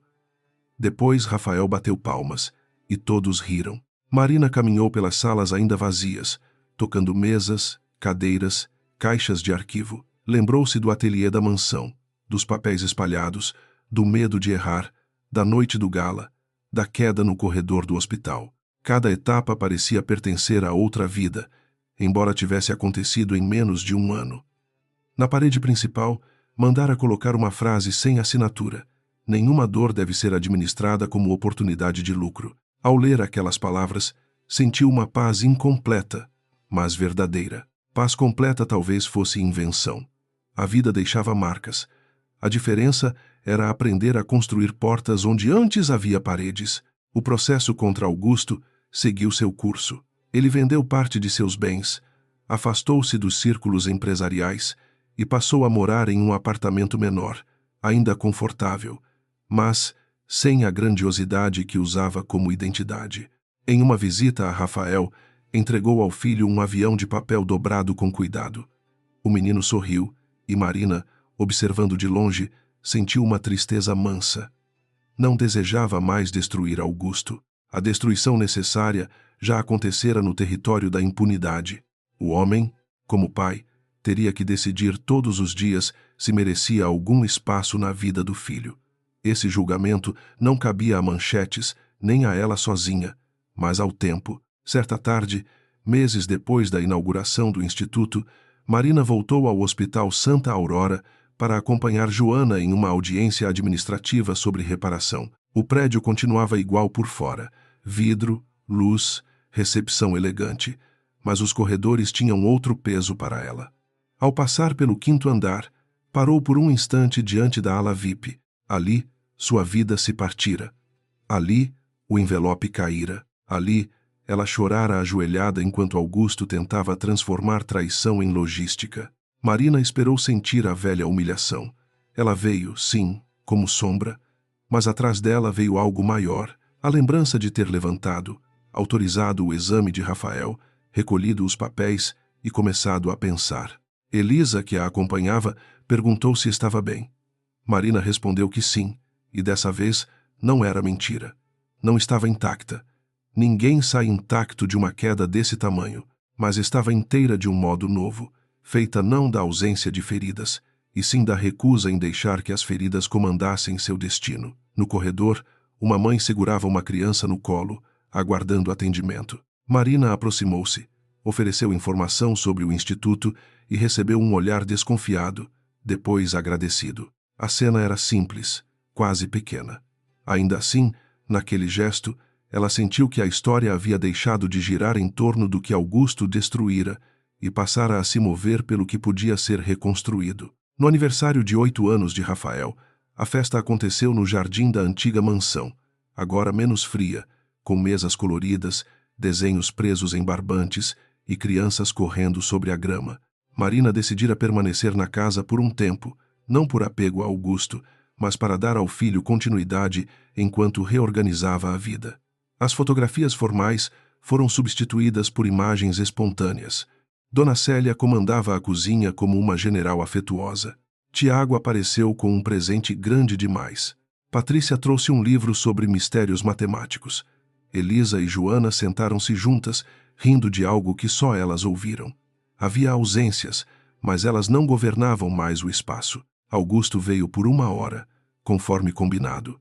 Trouxe um presente discreto e manteve distância respeitosa de Marina. Clara não veio, mas mandou, por intermédio dele, um pequeno cartão para Rafael, dizendo que sua irmã um dia gostaria de conhecê-lo. Marina leu o cartão depois, sozinha, e guardou-o em uma caixa destinada ao futuro. Não sabia como essa parte da família se desenharia. Sabia apenas que não construiria muros de ódio onde crianças poderiam precisar de pontes cuidadosas. Essa talvez fosse a diferença mais profunda entre justiça e vingança. A justiça colocava limites. A vingança tentava herdar o mundo inteiro. No fim da festa, quando os convidados foram embora e Rafael adormeceu exausto no sofá, Marina subiu ao ateliê, agora transformado em escritório luminoso. Sobre a mesa havia uma cópia emoldurada do registro do Instituto Linha Clara e dentro da gaveta o velho envelope do divórcio. Ela o abriu uma última vez. As primeiras folhas ainda guardavam marcas antigas, pequenas manchas de chuva e lágrimas que o tempo não apagou. Marina passou os dedos sobre elas com delicadeza. Aqueles papéis tinham começado como uma saída triste, quase resignada. Depois, se tornaram prova íntima de uma virada. Agora, eram apenas memória. Ela não os rasgou. Guardou-os em uma pasta com a palavra liberdade escrita na etiqueta. Em seguida, abriu a janela. O ar da noite entrou morno, trazendo sons distantes da cidade, carros, vozes, vida comum seguindo apesar de tudo. Marina pensou na mulher que fora no táxi, segurando Rafael febril, ligando para um marido que não vinha. Pensou na mulher caída no corredor, no olhar de Clara, na voz de Augusto chamando-a de frágil. Sorriu sem alegria, mas com ternura por aquela versão de si mesma. Ela não fora fraca por cair, fora humana. A força estava em levantar, sabendo que nada voltaria a ser como antes. Anos depois, quando Rafael já compreenderia melhor os contornos daquela história, talvez perguntasse como uma noite tão terrível pôde gerar algo bom. Marina não teria resposta simples. Diria que a dor não é boa por si mesma, que ninguém precisa agradecer por traições, perdas ou injustiças. Mas diria também que, às vezes, quando uma mentira se rompe, a verdade entra com brutalidade e oferece uma escolha: afundar no que foi tirado ou construir algo com o que restou. Ela escolhera construir. Não sozinha, nunca sozinha, mas com mãos que também tremiam e ainda assim seguraram as dela. Antes de dormir, Marina passou pelo quarto de Rafael. O menino dormia cercado por livros, dinossauros e um avião de papel sobre a mesa de cabeceira. Ela ajeitou o cobertor e beijou sua testa, sentindo gratidão pela febre que havia passado, pela vida que continuava, pela chance de ensinar-lo que amor verdadeiro não exige submissão e que coragem não precisa parecer dureza. Ao fechar a porta, olhou para o corredor iluminado por uma luz suave. A casa já não parecia museu. Havia marcas, brinquedos, risadas recentes, janelas abertas. Havia futuro e, pela primeira vez em muito tempo, esse futuro não pertencia a Augusto, nem ao medo, nem ao sobrenome Vidal. Pertencia a ela e ao filho,